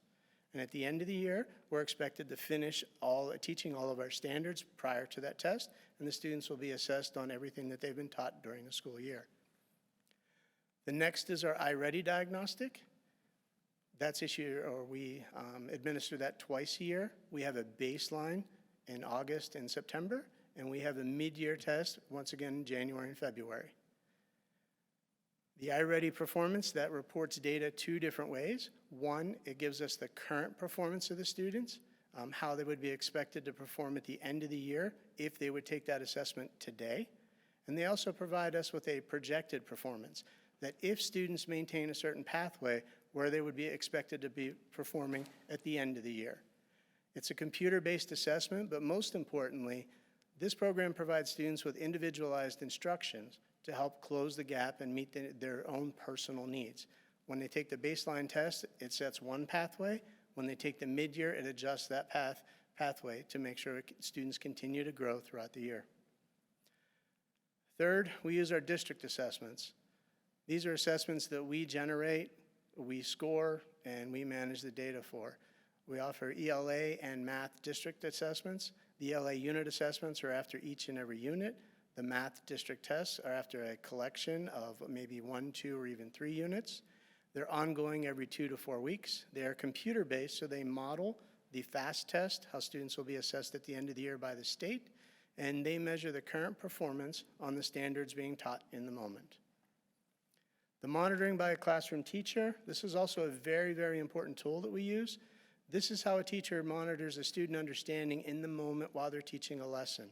It could be something as simple as asking questions. It could be collecting the student's understanding by them writing on a whiteboard, or it can be using technology for them to record their understanding. This gives the teacher an opportunity to know, do I need to stop and pivot and reteach a standard before I move forward? Or do I need to adjust and pull a small group for individualized instruction before I move forward? This is our opportunity to try to leave no child behind. When we look at the data, each one of these data sets are just a student's performance in a moment in time. So we don't put a lot of stock in one of them individually. We always look at them collaboratively. So if we see 2 of them leading in the same direction, there's a high probability that's telling an accurate story. So we look at the performance matters, we look at iReady, and we look at district unit assessments. And if they're all telling the same story, we're very confident that's a good predictor of performance. So the first one we're going to look at is the FAST assessment, or as we said, we've been referring it to as the progress monitoring or PM tests. So I know Dr. Prince covered this. When we look at the assessments, currently it says levels 3, 4, and 5 are on grade level. And a little distinction within that, students that are performing at a level 5, they've demonstrated mastery. These are students that have a true understanding of the concepts, and they're going to be successful next year pretty much no matter what. If you look at level 4s, these are students that are proficient. They're likely to be proficient without any support next year and do really well. Students that are performing on grade level, these are students that are fragile. They may still need extra support. There may be a few skills that would prevent them from excelling to reach that mastery level. And most importantly, we look at our level 2s, where these are students that will be highly likely that they'll need support next year. And then our students, our most fragile, are the level 1s, and these are students that we normally schedule for intensive support. So ultimately, our goal is to move all of our level 1s and 2s up to 3, 4s, and 5s. We have to closely monitor our level 3s to make sure that they stay proficient or continue moving up towards the mastery. And ultimately, the goal is to get all of our students towards that mastery level. So the FAST platform that the state provides, the state gives us the test, the state scores the test, and then they provide us with these resources in interpreting the data. So the first resource we're going to look at is we're going to look at county-wide, looking at how students performed on the FAST or the PM progress monitoring math assessment on the baseline test, which is PM1, and the mid-year test, which is PM2. So we're comparing ourselves to ourselves in 2 different periods of time, one at the beginning of the year, PM1, and one in the middle of the year. If we look at this data, remember math students in grades 3 through 8 take the math test. Students that are enrolled in algebra and geometry in 7th grade do not take this test. So if we look, we're going to look at levels 1, 2, 3, and 4. Level 1 is represented as red. Level 2 is represented as orange. Green is level 3. Blue is level 4. And over on the right, you'll see purple as level 5. So we're going to look at the beginning of the year. Remember, when students took this test, it was a pre-test. They were being tested on all the material that they're expected to master by the end of the year. 70% of the students on the math test performed in that low level 1. When the same group of students took a test mid-year after they've been taught half the material, that number decreased to 51. So we had a decline in 19% of our students performing at that low level. If we look at the number of proficient students, once again, when the students took that test as a pre-test, 10% of the students demonstrated mastery on the material prior to being taught the material. At the mid-year point, 25% of the students now are demonstrating mastery when half of the material has been taught, which is an increase of 15. If we move on and look at ELA, doing the same comparison, you're going to notice something quickly, that when we look at those level 1s, you're going to see fewer level 1s on ELA. In math, many of those concepts, students are being exposed to them the very first time at that grade level. In ELA, a lot of the skills are the same, but the complexity of the text that the students are working on changes.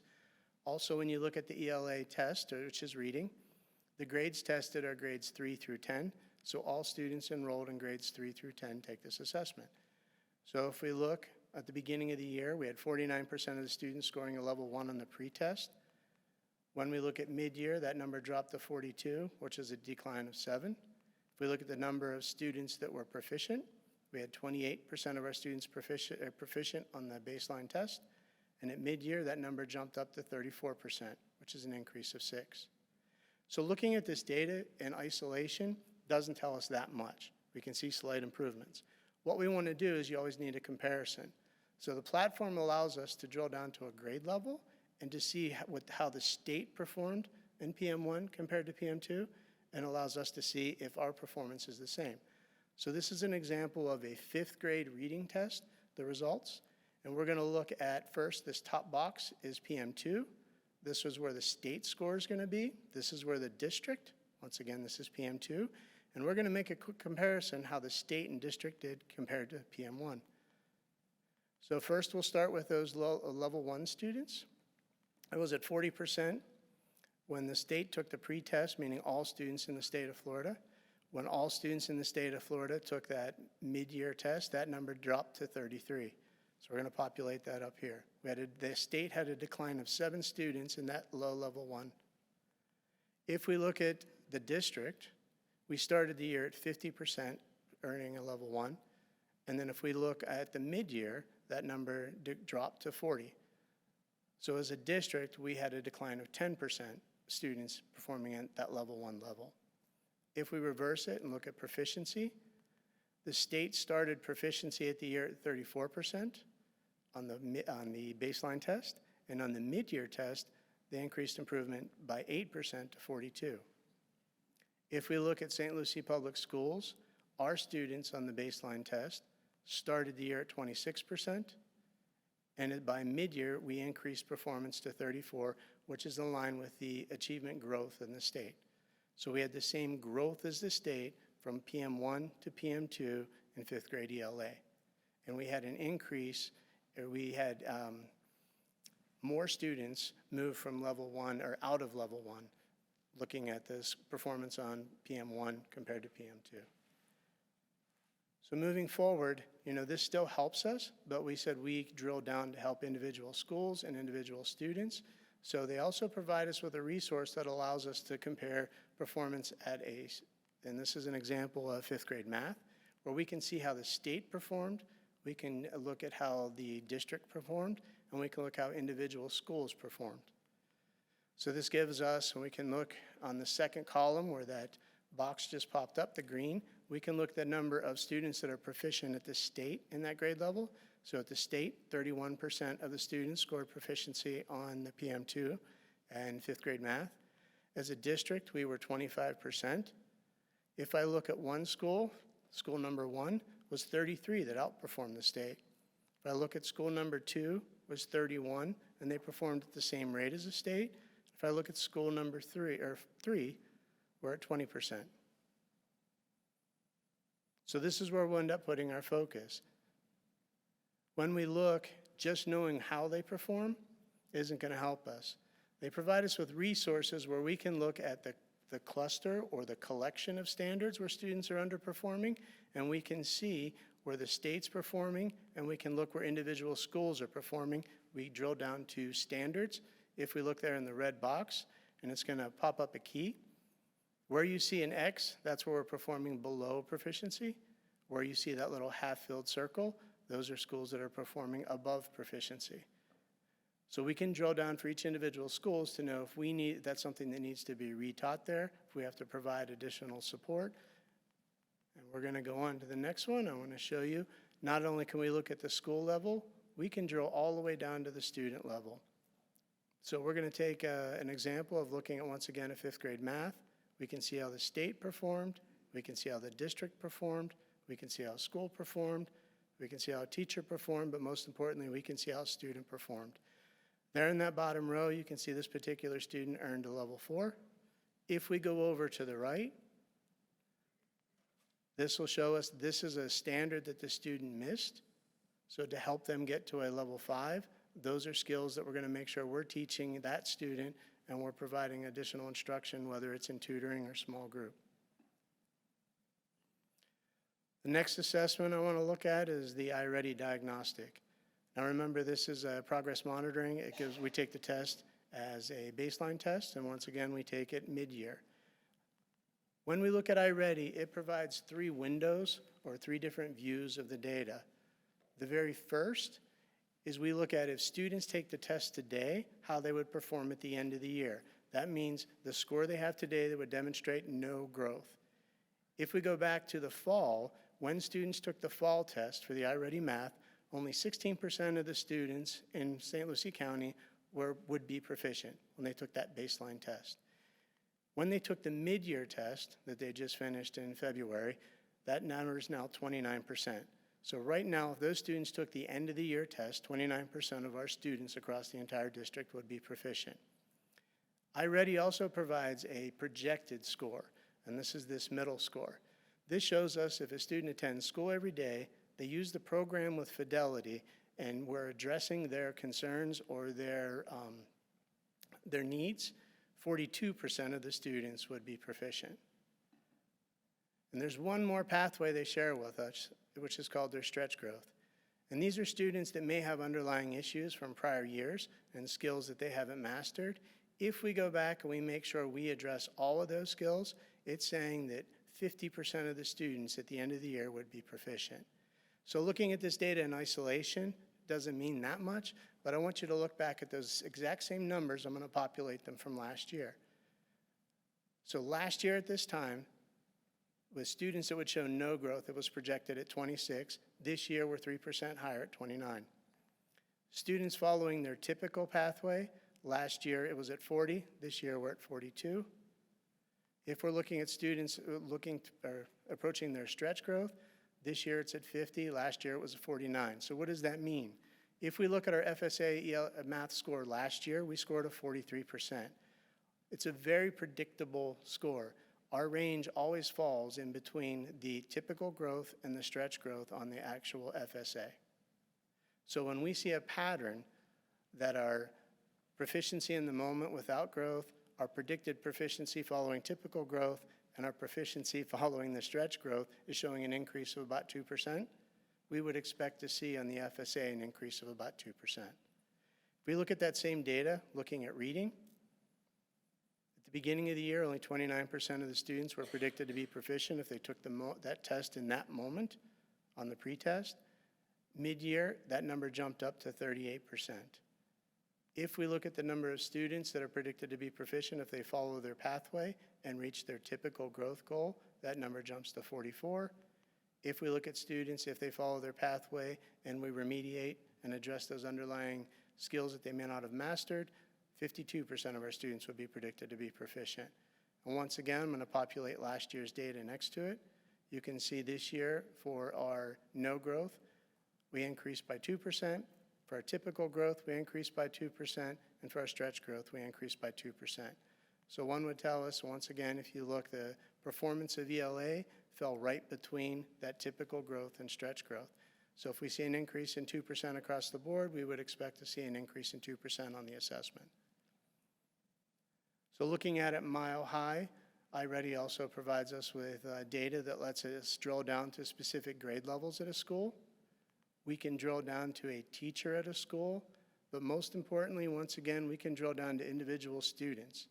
And we can look at a class and determine if there are skills that an entire class needs that we should be working on, or if we have an individual student that has needs that we have to address in small group or before school or after school tutoring. Final assessment we're going to look at are our district assessments, our unit assessments, or math tests. And these are tests generated by us. We have the ability to pull them. Once again, we can look at how the district performs, we can look at how schools perform, and we can drill down to individual teachers. We always compare the data when we're looking at unit assessments with their incoming score. So when you look at that, this first column, this is last year's FSA results. That red band is level 1 students, the yellow band is level 2, the green is level 3, The light blue is level 4, and that dark, I believe black, is level 5. And we would look at the performance. So this is a collection of 2 schools. You see those 2 schools had an average of 71% proficient. One school started the year at 66, the other one started the year at 76. If we look at the next unit assessment, we start looking at performance. The expectation is students would outperform their level that they came in at. So as a district, the first unit assessment, the average score was 77%. So we showed a 6% increase. If we look at school 1 and 2, both of them showed an increase. However, and this is how we compare it, if we see the district is up, we expect every school to be up from their baseline data. If you go on to the second unit assessment, this was a challenging unit with informational text, and you see across the district, student performance was down. And we look at the relative to the district, how far is student performance up or down. But more importantly, we're going to drill down one more time. We can look at individual standards and performance on those tests. We can see how first of all, the district performed, and this is like one isolated skill. So we can see how the district performed on that skill. We can look at, and that would be right there, the district performed at 46%. We do have schools like school number 3 that the performance exceeded what happened in the district. So this would be an outlier. And we have schools that maybe didn't perform to the full potential. This is an opportunity where the executive directors do their work. They go out and figure out what did that teacher do differently, what did that team do differently for the students to achieve. We try to replicate that in other schools. We also drill down and look at individual teachers. We have a teacher outperforming the district or outperforming their peers in the school. And once again, this is an opportunity for a teacher to coach one of their peers up on how to teach a standard, or in many cases, sometimes this is a topic that the teacher just loves, and that's an opportunity for a guest speaker where that teacher can help provide an additional lesson to the students of their peers. We do drill down to individual students doing an item analysis. So if we look at the screen, we have this would be an example of a class. We can look at standards that would seem to impact every student in the class.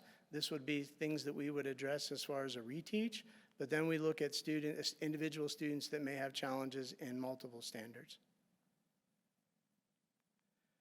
And then moving on, this is a data story, so this is kind of wrapping it up. How we use the data, and we talked about we don't like to look at anything in isolation. First is the FSA. This is a 5th grade student. If you look back, the student took the FSA in the first column, that 5. He earned a level 5 in math. Last year in 4th grade, when the student took the FSA, the student's score dropped to a level 4. The next set of data is the PM1. So when the student took the PM1 baseline data, that was that pre-test that they took in August, that student earned a level 2. Not what we would want to see for a student that started the year as a level 4. When the student took the mid-year data, his score is a level 4, so he's back where he started the year. So that's a good indicator he's going to perform. We like to confirm that when we look at iReady. When the student took like the baseline data at the beginning of the year, it was a 487, which is more or less a level 2, a low level 3. When the student took the mid-year, that jumped up to a 508, which is more in line with being a level 4. Then we look at our unit assessments. When the student started the year, first unit assessment, he scored a 58%, which would have him scoring probably around a level 2.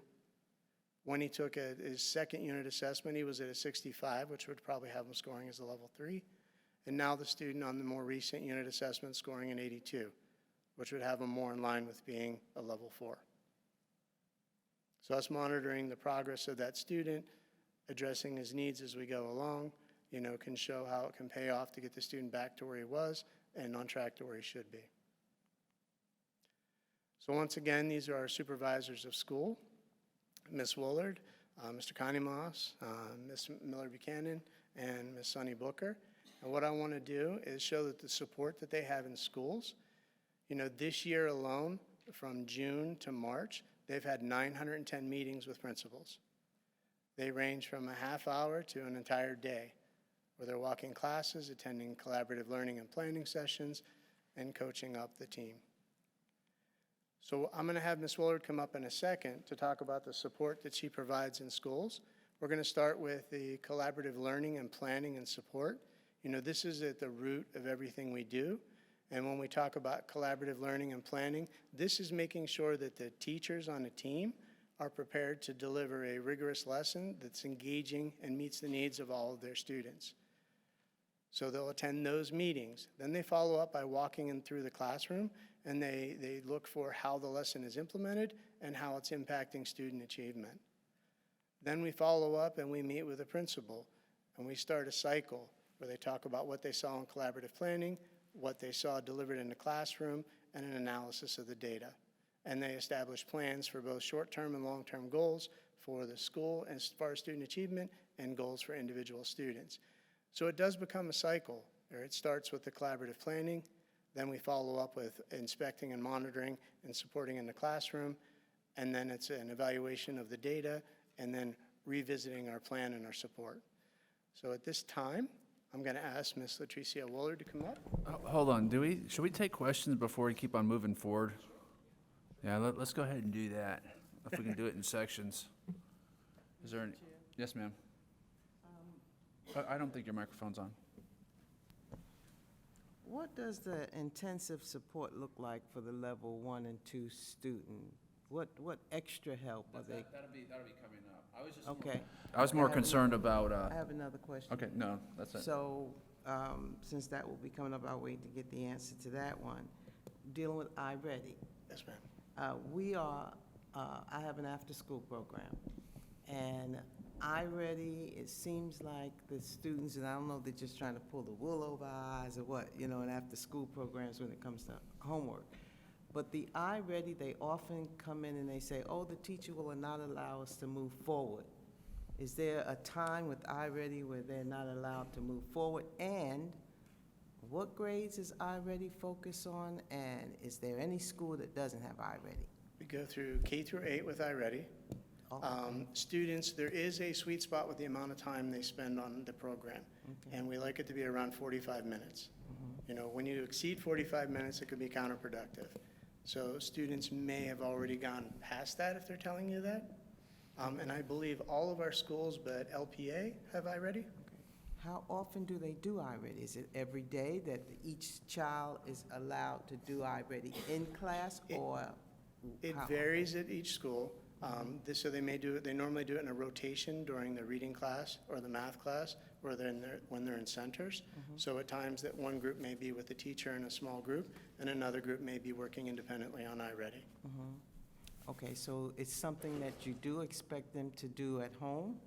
Work No, on? we expect most of them to finish it at school. All do at school, so Yes, they don't really need to do it at home.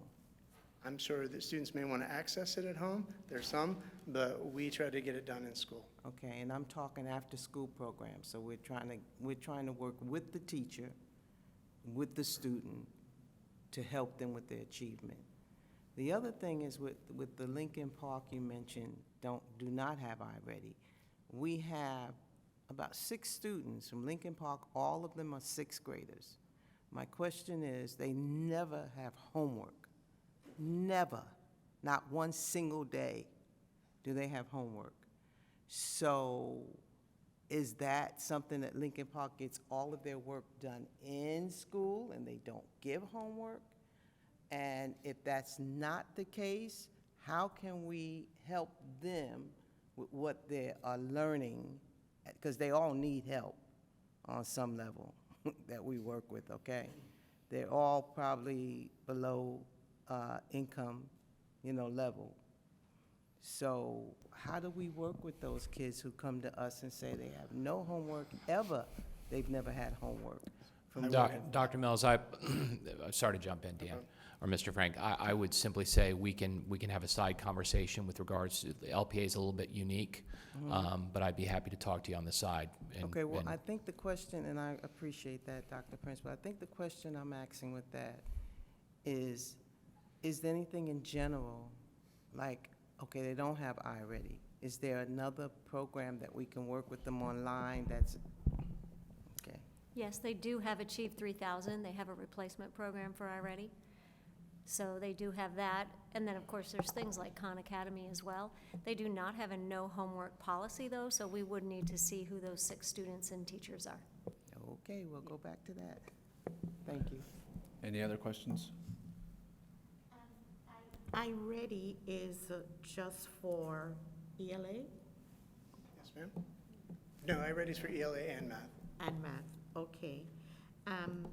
I noticed that when you were doing the presentation, it was more leaning towards math and not ELA. Is there a reason for that? I went back and forth with slides. But I for the- just pulled data to show what was available. Okay. All right, so, I mean, I saw ELA, but it seemed to be centered around just the math. That was my perception. I'll go back and look at it. How easy, you use the 5th grade as one of your, as like, the grade level that you were presenting, use the 5th grade. Is that indicative, is that information indicative of all the other grades? Is that why you chose 5th grade? Yes, and I can go back to the slide that Dr. Prince shared earlier. Sorry. Because the difference in performance matters.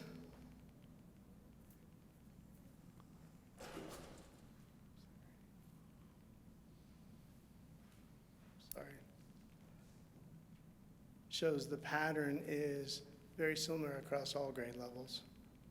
You don't have to go back, you could just, I mean, Okay, if but that's what it the is. table you looked at that showed the performance on FSA at 2019, 2000, I believe, 21, and 2022, and that other column that shows PM, that is very similar to the data I showed with, Yes, but is it indicative of all the grades, 1st grade, 2nd grade? Is that why you chose 5th grade? Is it? I would say it's a good representation of all grades. Of all the grades, all right. And the mid-year test that we have, are we going to go into this?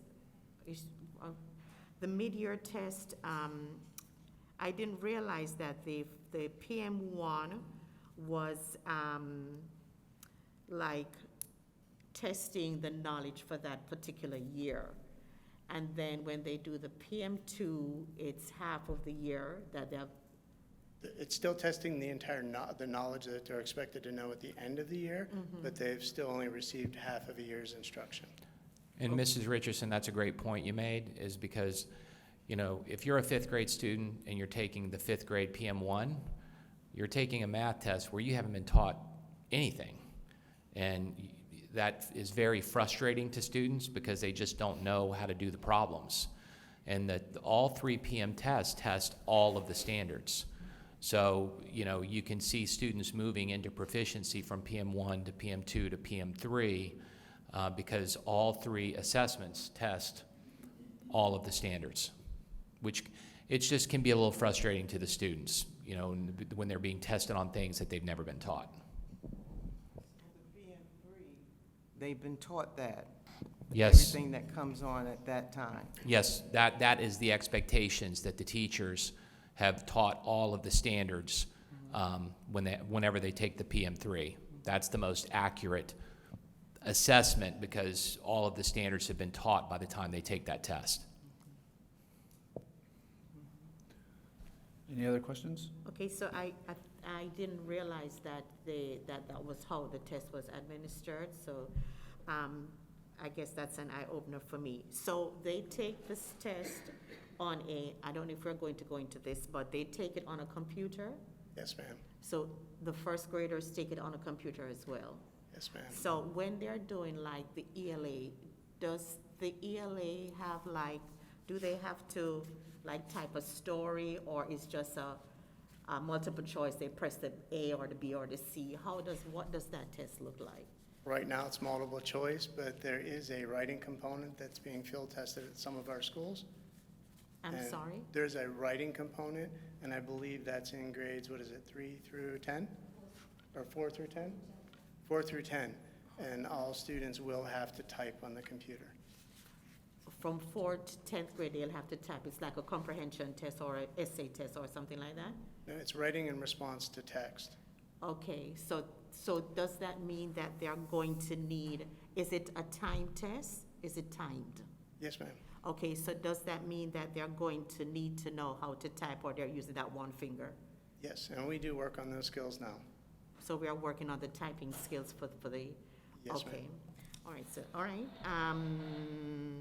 Now, the information that you have there, your data, how easy or how hard is it to get that data information? Because you say you can dive down into, from school, the district, to the teacher, to the you know, whatever, all the way to the students. How hard is it to get that information at the drop of a bucket or hand or whatever? It depends on what people are looking for. Everybody has access to it, and our teachers, our principals, our assistant principals can easily drill down. Okay, so if I asked you for a school, how hard would it be to get that information? Is it just a click of a button because it's all there, so you just click, and it's there? It would depend at what level you would ask for. Okay. At the school level, it's pretty readily available. If we have to drill down to individual students, that takes some time. Okay. I think I'm going to wait for the other presentations before I ask, because I don't know if I'm getting ahead of myself. No, thank you. I just have a question. The way we used to score FSA, they had to be in the school enrolled at a certain time. What's the parameters on this one? The same rules are true. They have to be in the school for both FTE periods, which is October and February. So if the student is enrolled in a school, let's say it's Parkway, if the student is in 3rd, 4th, or 5th grade, is enrolled in October for at least one day during that 10-day period, and then one day in February during that FTE period, then that student will be accountable to that school. However, let's say they transfer, they go from Parkway to St. Lucie Elementary. They're at Parkway in October, they're at St. Lucie Elementary in February, because we have a very high mobility rate in this district, and that happens a lot. They won't count for either school, but the students are still accountable for the district. So school board members, if you saw there was like a 400 or 500 PM1, PM2 difference, those tests would not actually count. So, thank you, Mr. Franks, appreciate it. I have one other question. I'm going back to the algebra and the geometry. The kids that are in the level 1 and level 2 that don't take they take the algebra and the geometry. So, or is it the other way around? It's the other way around. So Okay. if you're a level 1 and 2 student, you would take the 8th grade. Last year it was the FSA. All right. This year it's the FAST test. You take the 8th grade FAST test. If you're a level 3, 4, 5, that means you're enrolled in a high school class in middle school. You're taking algebra or geometry. You would take the high school test if you're a level 3, 4, 5, because you're enrolled in those courses. So in our district, right. So in every in different middle district. school- In middle school, you're taking the high school test? Yes, ma'am. Okay, all right, okay, I got it. Okay. Thank you. Question. I'm thinking of a question that Ms. Richardson asked, and a follow-up question. Board members, are we able to access that information ourselves? You mentioned the teachers and everybody is able to access that. Can board members access that information ourselves rather than come to you and say, pull this or pull that? We could just go directly? Some of it is public information. Individual teacher and student information that's for district staff. Oh, individual student, I understand Yeah. that. Or teacher Schools, information. no, I don't think they can pull district through the state portal, Yes. I but don't know. not individual schools. That would have to come through us. Any other questions? No, sir, we're good. Okay. Thank you, Mr. Franks. Patricia, Ms. Willard. Thank you, Mr. Frank. And good morning, and thank you for the opportunity to be able to speak on behalf of the team of school supervisors. As executive directors, click through Mr. Frank's items, excuse me, I'm sorry.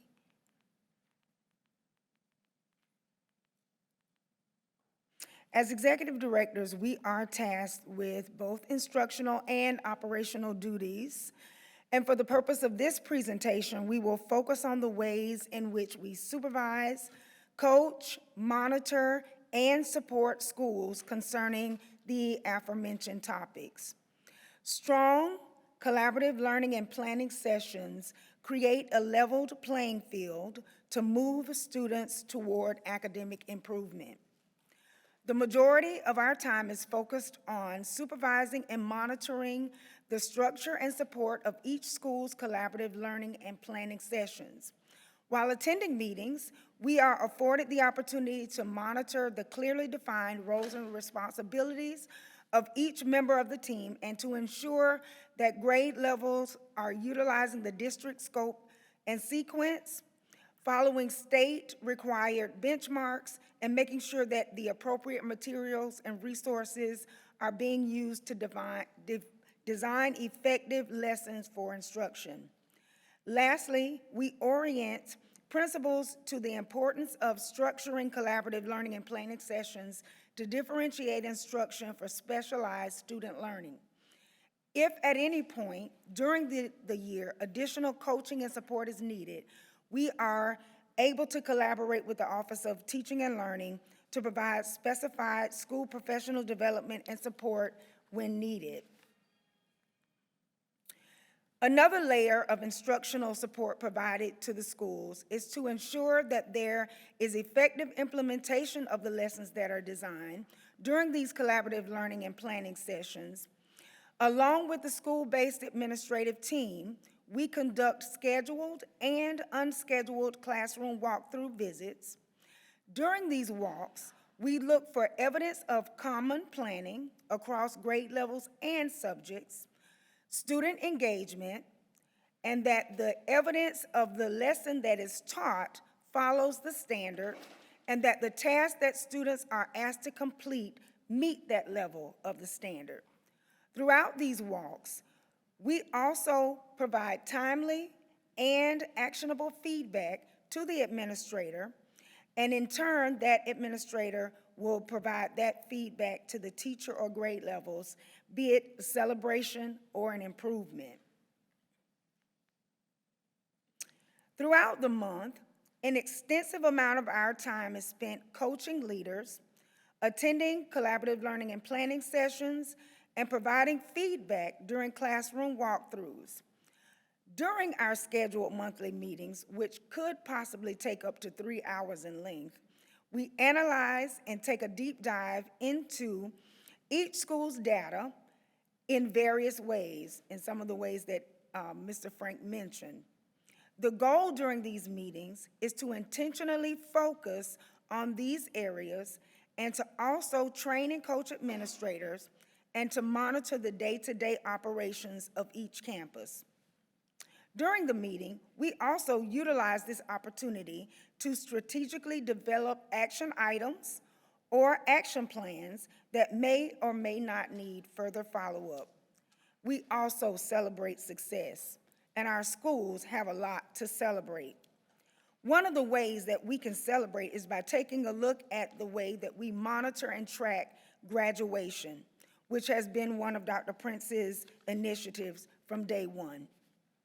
Our district has excelled in graduating our students at a high percentage over the past several years. This is due to closely monitoring each cohort's academic grades and test enrollment. In preparation for graduation, attention is also placed on each school's strategic scheduling of all proficient students into accelerated classes in both middle and high school, while also taking a look at the number of students scheduled in CTE courses as well as their pass rates. We can easily monitor this through Power BI. Another focused initiative is I Succeed. At the beginning of the year, we have asked principals to identify at-risk students who may struggle with attendance, grades, and/or discipline for placement on the list, which we consistently review each identified student to ensure their path to academic success, which means their progress off the list. We also focus on attendance by working with principals to create incentives for attendance and providing them with ideas to entice students to attend who may not otherwise be there at school. We also scrutinize discipline data frequently, looking at the number of incidences by month and previous year to celebrate decreases and/or collaborate to find ways to improve discipline practices. Lastly, for kids who may need additional attention, we plan and/or monitor the many opportunities provided by the district to ensure that right students are placed or have access and engaged in the various tutoring programs. Crunch time plans, or as I like to call them, strategic learning plans, they are underway right now as schools consistently look at their many different data sources to provide intense instruction and on underperformed standards and create unique schedules that enhance the learning progress and reinforce student learning. These are just a few of the ways that we support instruction and monitor progress toward academic success. Thank you again for allowing us to support the schools, staff, and students of St. Lucie Public Schools. Any Thank you, questions? Mrs. Woodard. Is there any questions on this part real quick? I'm going to go back to the computer. Because typing is really very hard, I think. So I'm going to go back. My question is, does every school have a typing program? Yes. Every school has a typing program. Yes, this year we did a district-wide request for proposals, and we purchased a typing program for all of our schools. For all the schools, okay. So they are probably not going to be proficient or whatever at this particular, is the exam even in place now? Is it a part of the progress monitoring where they have to, it's not a part of it right now, okay. That's my concern, that they would not be ready for that part of the exam. So why is it then that we needed that in the first place, the typing, if it's not a part of the progress monitoring? Am I asking it right? I'm not sure that I'm clear on your question. However, this program we didn't have it prior to the state switching everything to being computer-based. So we immediately saw the need and purchased this program so that the schools can monitor that their teachers are using it and that the kids are getting practice. It's really about practicing those keyboarding skills. They are exposed to the computer all the time. Mm-hmm. And, as you're aware, we've been using things like iReady for years. Mm-hmm. But now that it's part of an assessment, we wanted to give them more formal practice in typing skills. Then that answered my question, the formal practice, because at some point they're going to need to use, to be able to use that, the skills. It'll help to make them faster and more confident in their Yes. typing skills. Okay, but it's something that they're going to be using going forward Yes. in taking their tests or just in learning. It's a skill that they need. Okay. Right, the program itself is like a gamification. It's a game-based approach. It's fun for the kids to practice their typing skills. So it's an additional resource to help them with that. And it's 3rd through 8th grade? No, it's pre-K. Pre-K? We begin in pre-K. Yeah, we purchased a program that would start with our youngest students to give them practice. So pre-K to 12th grade? No, we went pre-K to 5th grade. To 5th grade. So we're assuming that 6th to 10th Okay, all right, thank you. They're probably faster on their phones. Yes. Yeah. Their thumbs. All right, moving on. Okay, go ahead. Ms. Willard, you mentioned we had several tutoring programs available. What are those tutoring programs? We have after-school tutorial programs. We have students coming in from high schools or staff. We have people that are employed to come in during the school hours to get paid to tutor school students within the schools during the day.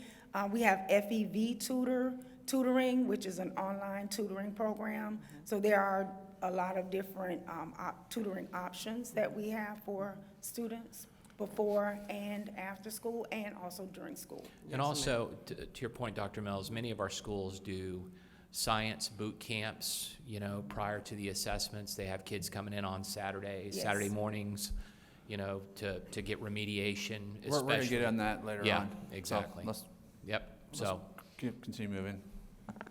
Okay, we're going to ask Dr. Harrington to come up now. She's the director of our school renewal program. Good morning. Thank you for the opportunity to share with you what our department does to support schools. So what does the Department of School Renewal do? We provide regular, frequent, and more intensive support for specific identified schools. So just as you've heard in the district, we provide tiered support for students based on specific needs, based on data. We do the same thing for our schools. So we support schools primarily that are in turnaround as identified by the Bureau of School Improvement from the Florida Department of Education. And we also support schools that may have recently exited that turnaround status as identified by the Bureau of School Improvement. So here you can see on the schedule, this is the schedule of support that our department is providing right now.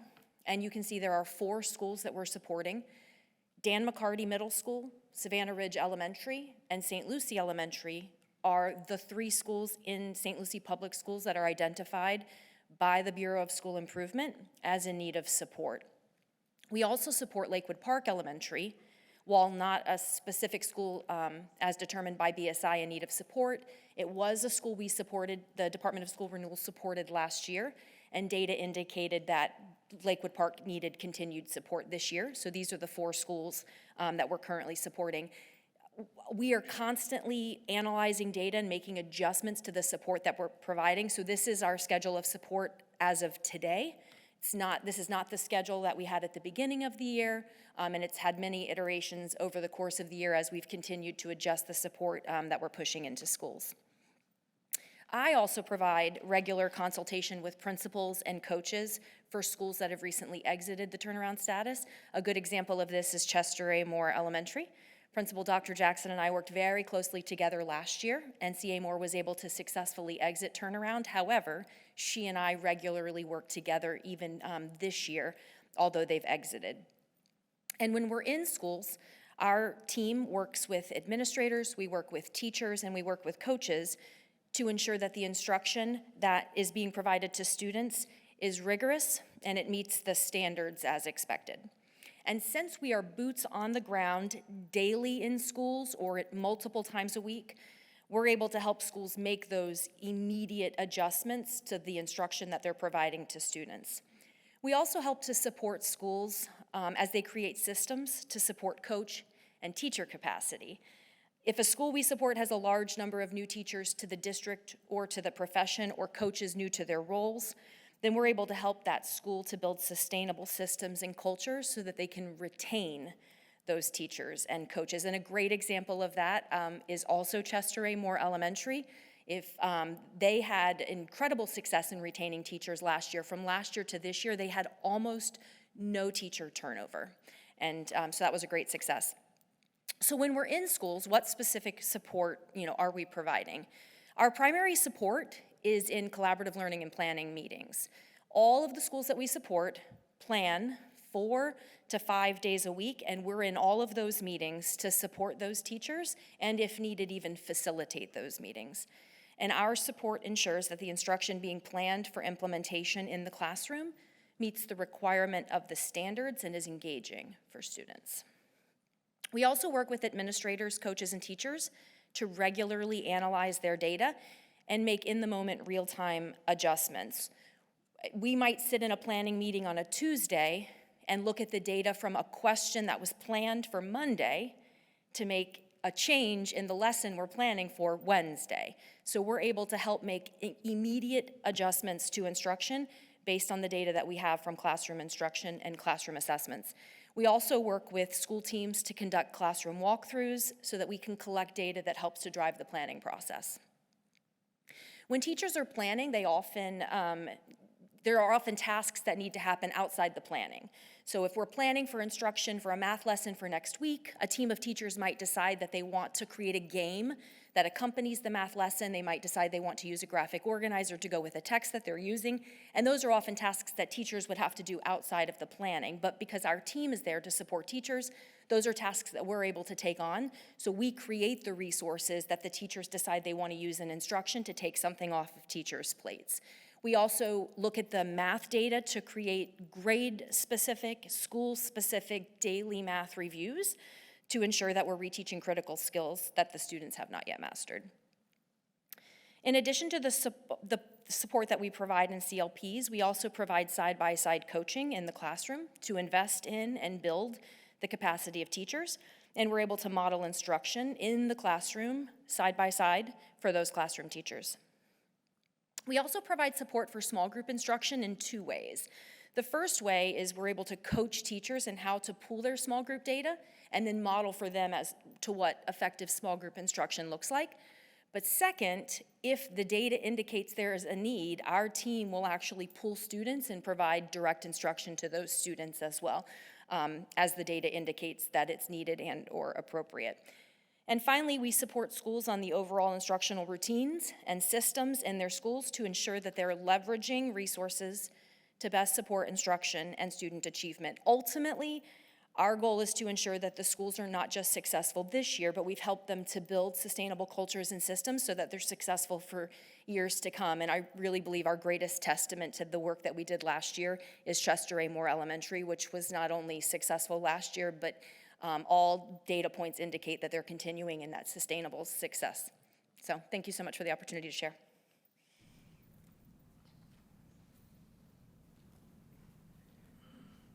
Good morning, everyone. Yes, as Michelle said, one of the most important things is that we are building capacity to be able to sustain the work once a school gets that extra support. And we're going to move into now some of the Office of Teaching and Learning support. And just a reminder, the Office of Teaching and Learning is split into two divisions. One is the Federal Programs and Career Technical Education, led by Mr. Rod Nada. Today, we're focusing on the academic support side, which is primarily curriculum and professional development, led by Denise Rodriguez, the Executive Director of Teaching, Learning, and Leading.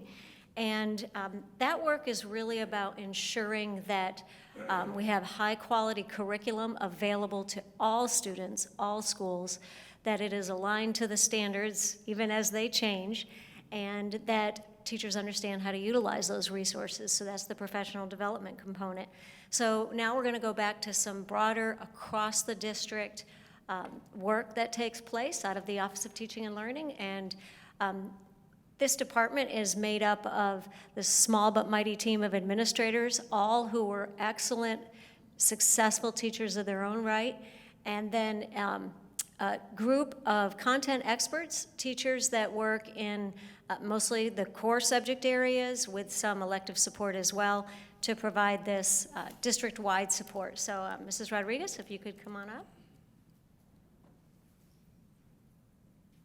Good morning.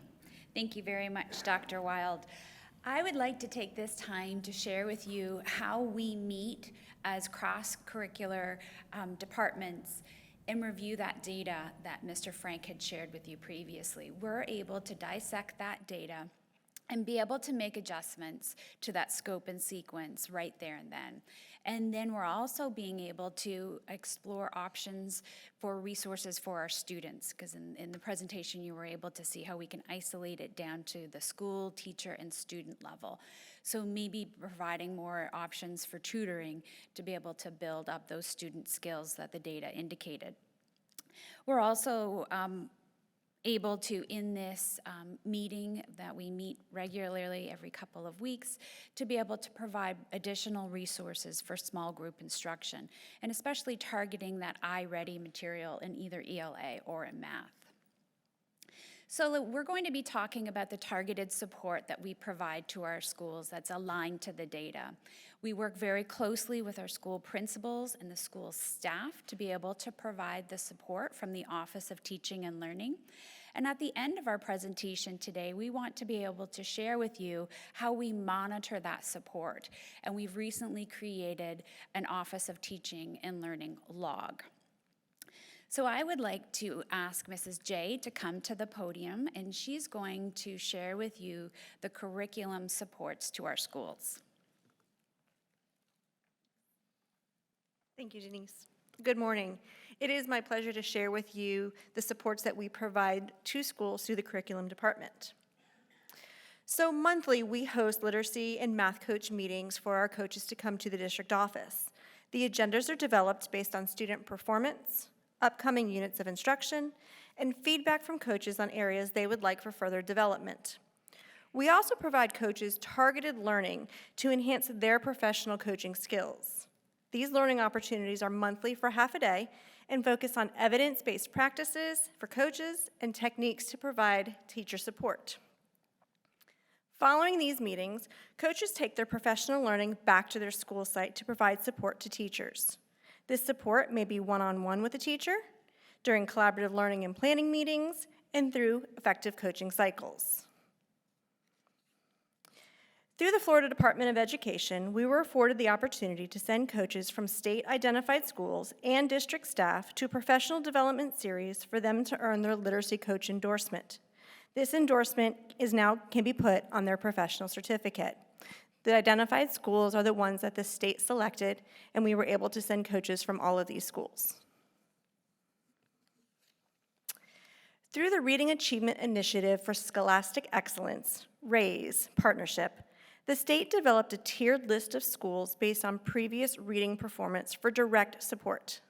So as you see, Mandy Rowland, who is our state regional literacy director with Just Read Florida and former St. Lucie Public Schools curriculum developer, works directly with these schools to support literacy instruction. So you'll see C.A. Moore, Lakewood Park, Savannah Ridge, and St. Lucie Elementary. Her main focus at these schools are in the primary grades. So another part of the Reading Achievement Initiative for Scholastic Excellence, RAISE, is they provide professional development for teachers and coaches at convenings throughout the school year. This allows teachers and coaches from our district in Osceola, Indian River, and Martin County the opportunity to learn and share best practices. So a lot of this focuses back on data. So, based on data, curriculum developers plan and provide professional development for teachers, which directly supports instruction. Over the years, we've hosted math boot camps for various grade levels based on student performance. Recently, we invited 3rd and 4th grade teachers to spend a half a day with us for professional learning in order to bring back lessons, games, and activities to their classrooms. A 6th grade math boot camp is scheduled for the upcoming weeks. Some other examples that we've done are also the accelerated math program for grades 3 through 5, algebra, and geometry. So Dr. Pruitt is not able to be here with us today, so at this time I would like to invite Mrs. Rodriguez back to the podium to share additional curriculum supports. Thank you. Dr. Pruitt is with a group of our leaders, and they're participating in the Florida Class Program, and that is a group of leaders from around the state, and the state of Florida provides additional leadership development. So she was not able to attend today, so I'm going to continue to share additional curricular supports through the Office of Teaching and Learning.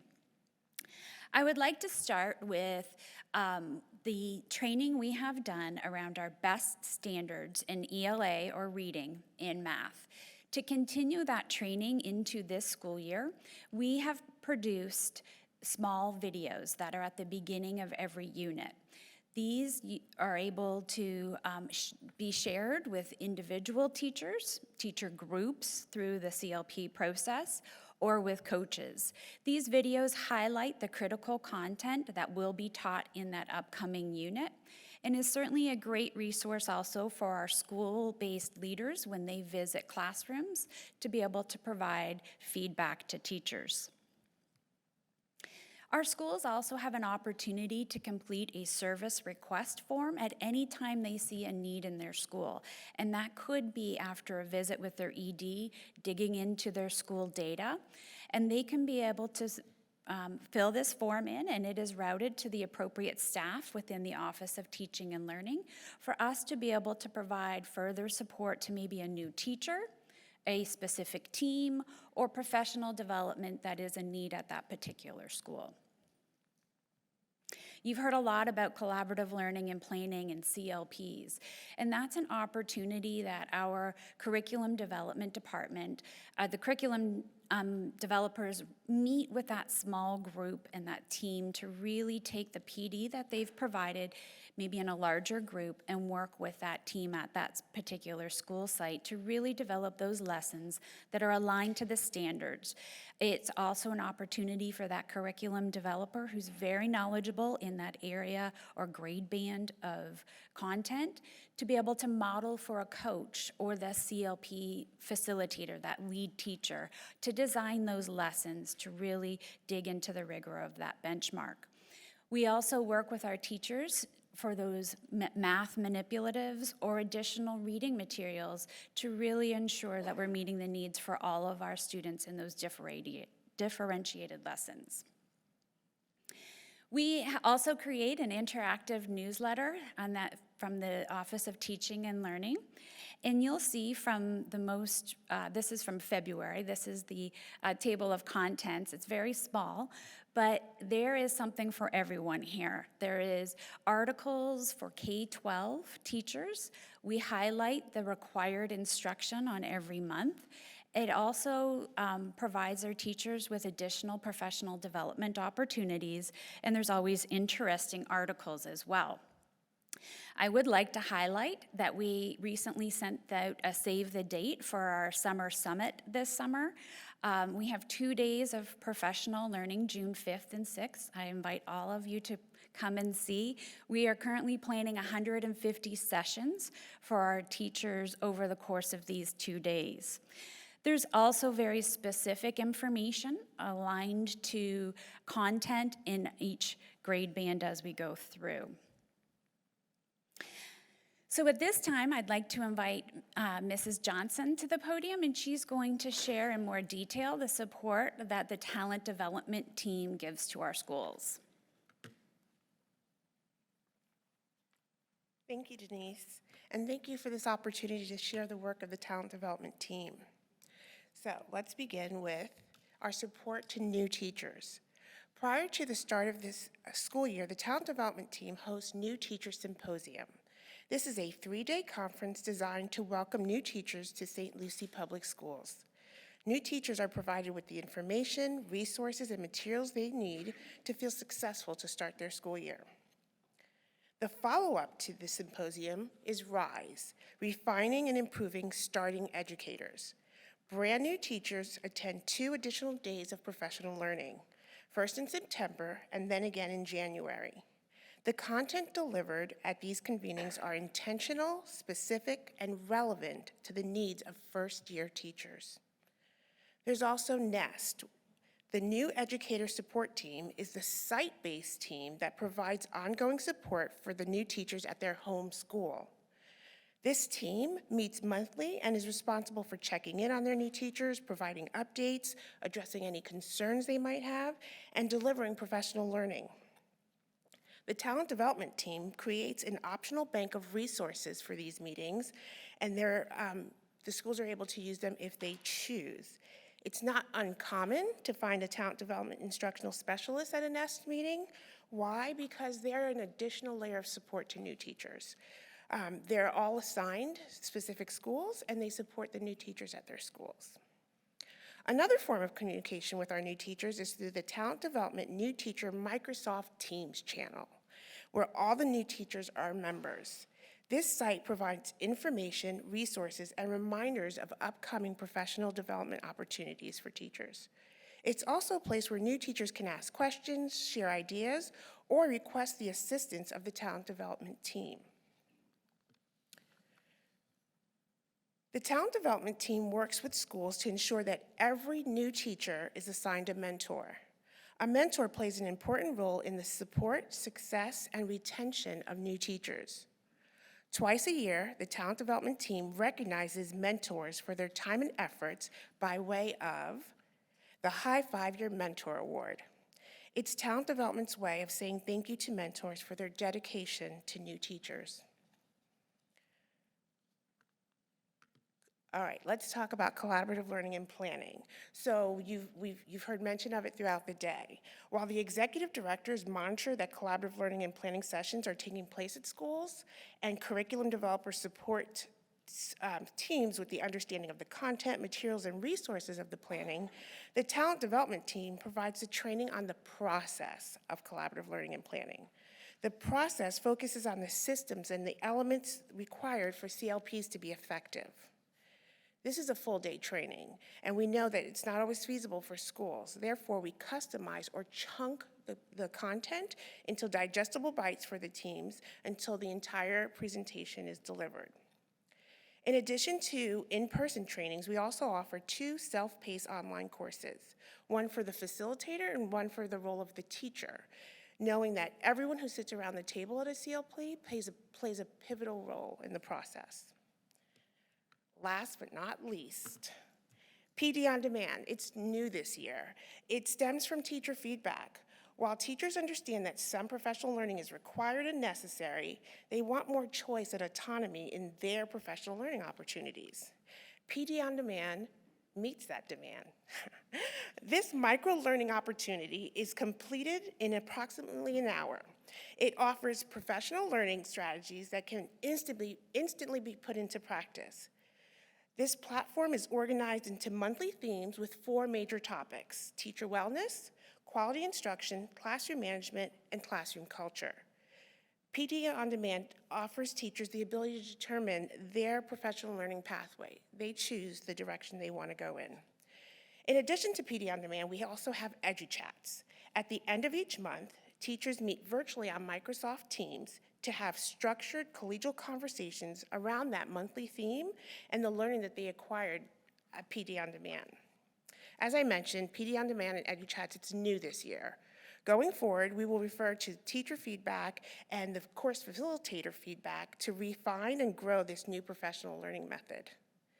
Thank you again for allowing me the opportunity to share insight on the Talent Development team. At this time, I would like to bring back Mrs. Rodriguez to share information about the systems we have in place for monitoring.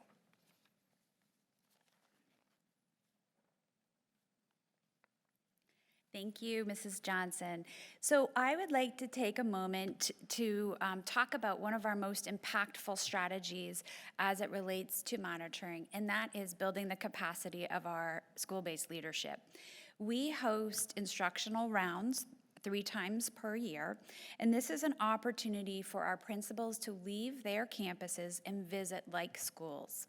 It's very similar to the medical model of medical rounds, by which we go into classrooms and we're able to align our evaluation framework and the inter-rater reliability of that.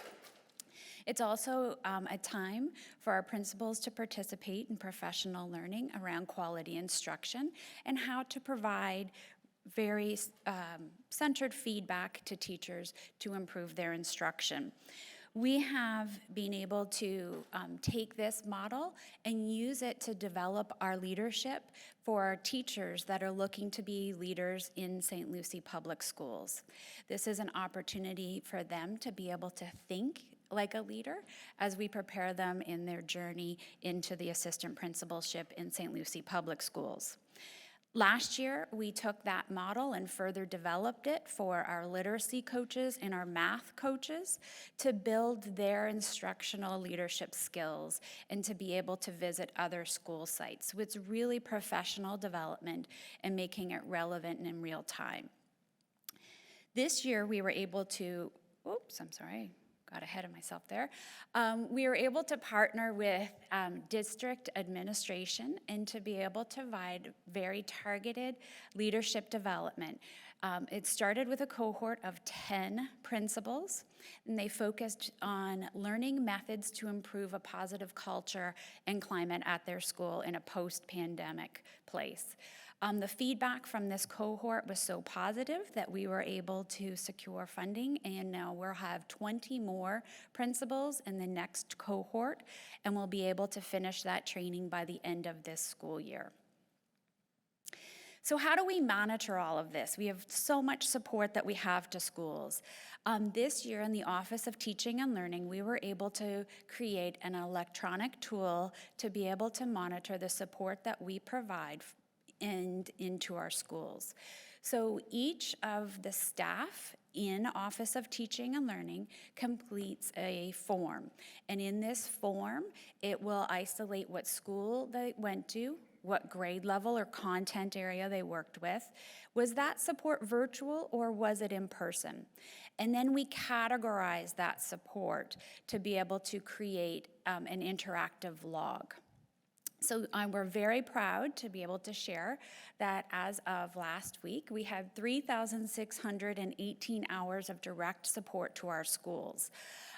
We're able to share this with all of the Office of Teaching and Learning, and we were able to use Power BI to make this very transparent. So as you have heard throughout the course of the presentation today, that CLPs are a great structure for us to be able to directly support teachers and have that impact on our students. So that's the highest category of support right now from the Office of Teaching and Learning. From this particular visual, we then can be able to take it down to the school level, and this is when we're meeting with those cross-departmental teams and with our executive directors of schools, we can share the support that is at each individual school. From there, we're also able to have conversations within our own department and look at it by staff, of the staff from Office and Teaching and Learning as well. So we're able to take all of this support and monitor it, but most importantly, you've met these students in previous presentations with Dr. Prince, and this is at the forefront of everything that we do. We are always thinking about what is the needs for our students, for our teachers, for our leaders to be successful and improve student achievement. And in St. Lucie, you know, we focus every child every day, and that's really at the center of all the support that we do for our schools. So I want to be able to thank you as a board for everything you do for our students, our staff, and our students. And in closing, I'll ask Dr. Wild to come to the podium or just have a few remarks from there. Thank you. Yes, thank you. Excellent job, team. I think they certainly covered a lot of ground today, and we want to open it up now and see if you have any final questions for the day. Board members? Mr. Kelly? Yes. First of all, I want to thank Latricia.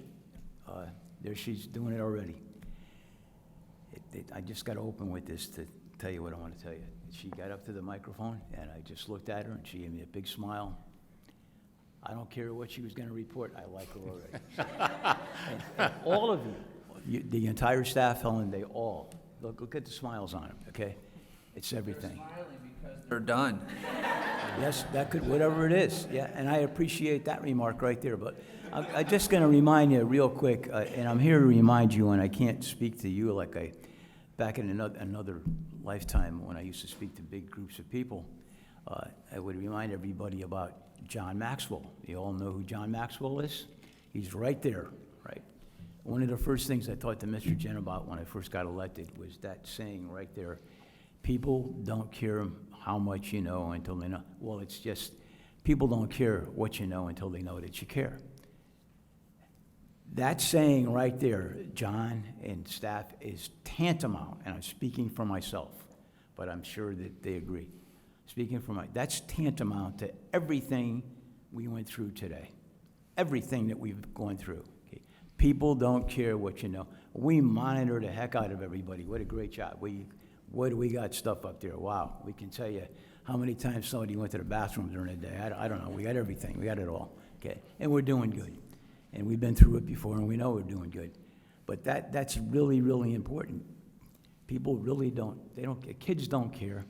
If that teacher doesn't come in and give them a big smile and start off the day with a little fun, if you don't do that with your staff, I don't care who they are, I don't care if it's in HR or finance, wherever you are, if the person that comes in doesn't smile, you've heard that New York saying, the fish stinks from the head. If that fish isn't smiling when you walk in there, and the staff knows you're gonna have a bad day. So this is coming from a guy who's made all the mistakes, and you're quick to point them out. I've made every mistake, I'm older than everybody else, but I've been married for 58 years, so I did something right. You know, I listen well.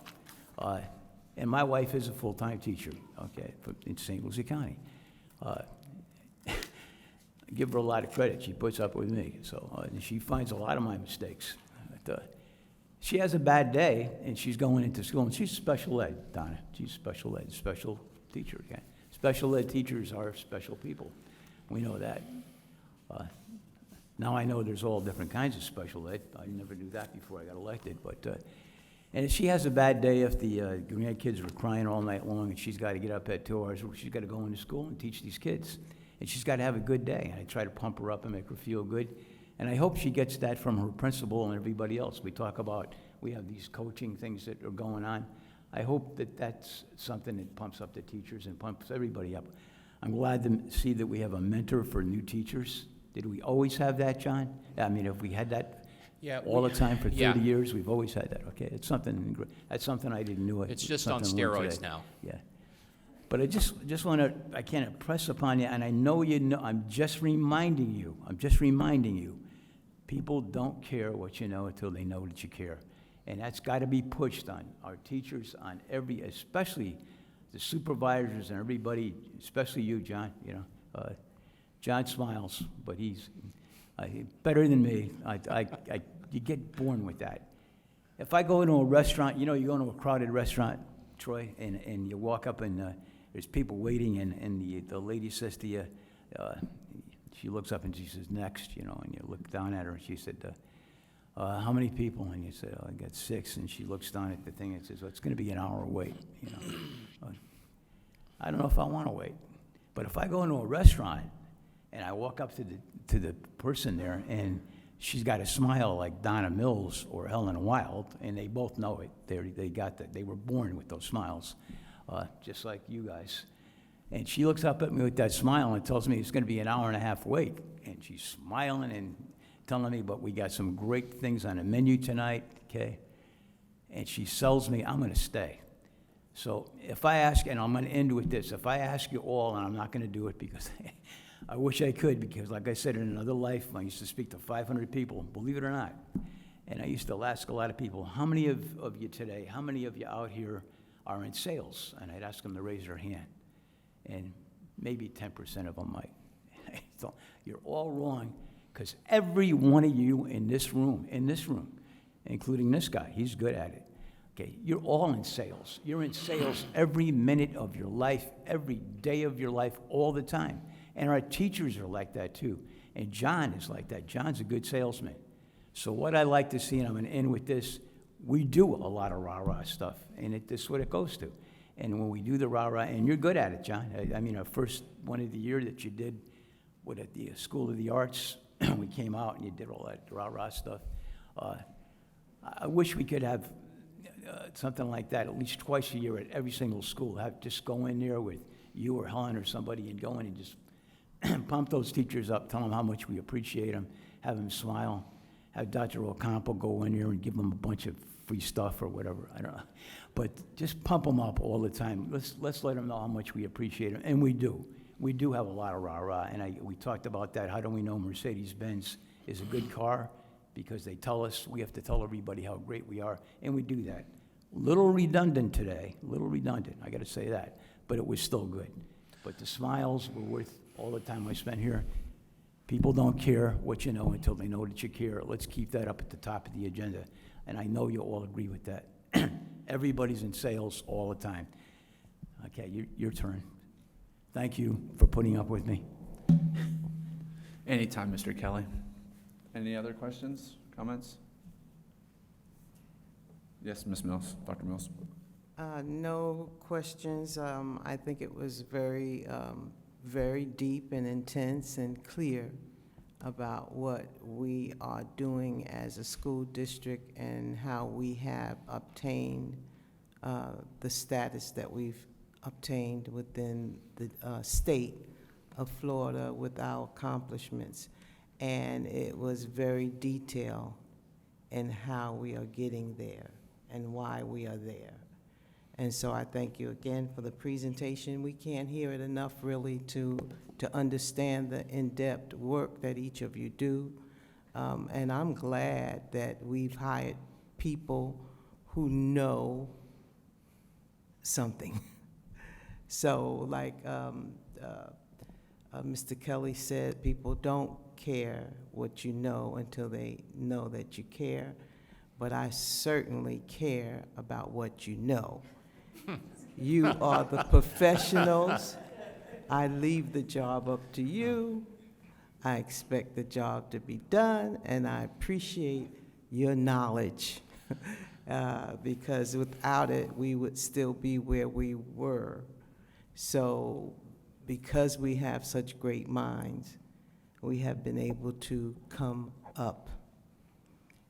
And I appreciate data, even though I said earlier before the meeting, I think people that deal with numbers are very strange. But I definitely respect what you do, and I appreciate the data that has come before us today. I often ask, you ask people about being salespeople, right? I often ask how many of you have children in our school district. And many times I hear, well, I have no kids in the school district. And I'm quickly to let everyone know out there, you have children in this school district because all of our children are our children. And if we don't see it that way, then we lose ground greatly. But when we see every child as our child in some aspect, that's when we care. And so we all have children in our district and in our community. Kids are everyone's kids. And if a person doesn't believe that, I said, well, you know, if you don't really plant into that child's life when they become an adult, and you may be in a nursing home, and you don't have the proper person caring for you, you're in trouble.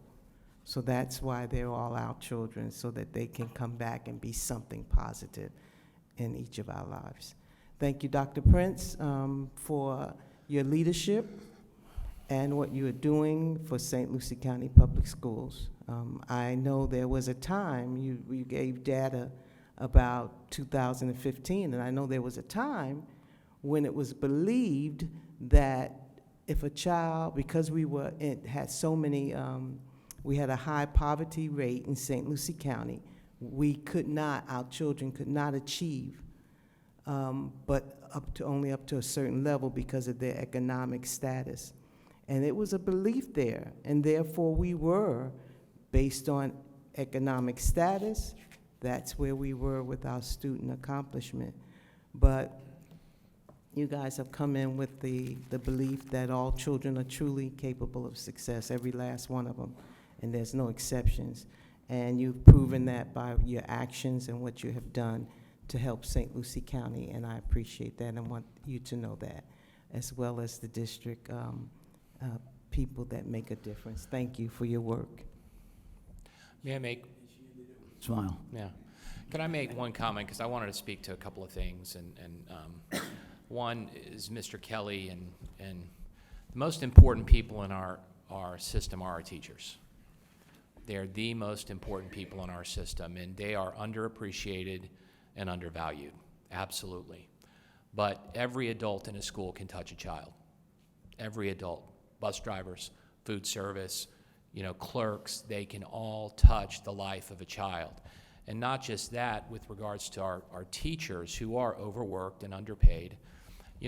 I was a teacher, my wife is a teacher, and Mr. Kelly, what gave me the greatest joy as a teacher is making a difference, seeing a light bulb go off, seeing a kid get something, get a concept, a struggling student that was not thriving in school now thriving. Dr. Mills, to your point, I showed high school acceleration. We ranked second in the state amongst our black boys and girls with passing college exams in high school. Do you know how many times we've had to, when a ninth grader shows up in high school, they have 2 college classes as freshmen? And how many times we've had to meet with families because they don't belong in those classes. They've got that belief. They don't belong there. And our counselors are like, no, you do belong there. You do belong there. Well, I didn't register for that class. No, you didn't register. We registered you because you can do it. And we tell the child, give it a 9 weeks. See how it goes. They start taking that college credit course, and they thrive. And guess what? They pass that exam. And then all of a sudden, you've transformed lives and created opportunities. So those things are happening across our district. And the fact, with regards to economic challenges, that is an excuse. That is an excuse, we say, or we tell ourselves. We say in St. Lucie County, all children are capable of success. Okay, we walk the walk and we talk the talk. We live it. And I think that the outcomes that we have for our kids clearly illustrate that we say and we believe that. So I just wanted to make sure, because we have come a long way. And my job as the superintendent is to make sure we keep taking us the next step, because we haven't reached our destination yet. We still have a ways to go. But I'm committed to make sure, and everybody behind me right now are on the right seats on the bus. And I also want to last, because this poor woman has sat through this entire meeting for an acknowledgement. So before I became superintendent, I was teaching college classes. You got to make a little extra money on the side. So I taught leadership classes. And whenever you spot talent, you want to hire talent. And in our assessment department, Ms. Coley Escher, Coley, stand for me, please. Because, yes, this is Coley. She's from Martin County. And we hired her this year because Coley is a future rock star. And a lot of the underlying data that we had in our meeting was provided by Coley. And it was funny because I told Mr. Ocampo, I said, please have Coley come to the meeting because I wanted to acknowledge her, but she only needs to stay for my part. 3 hours later, thank you, Coley, for all that you do. So I apologize that you said, but I didn't want to forget you. But anyway, Mr. Ingersoll, that concludes my remarks. All righty, any other business? Seeing none, this meeting is adjourned.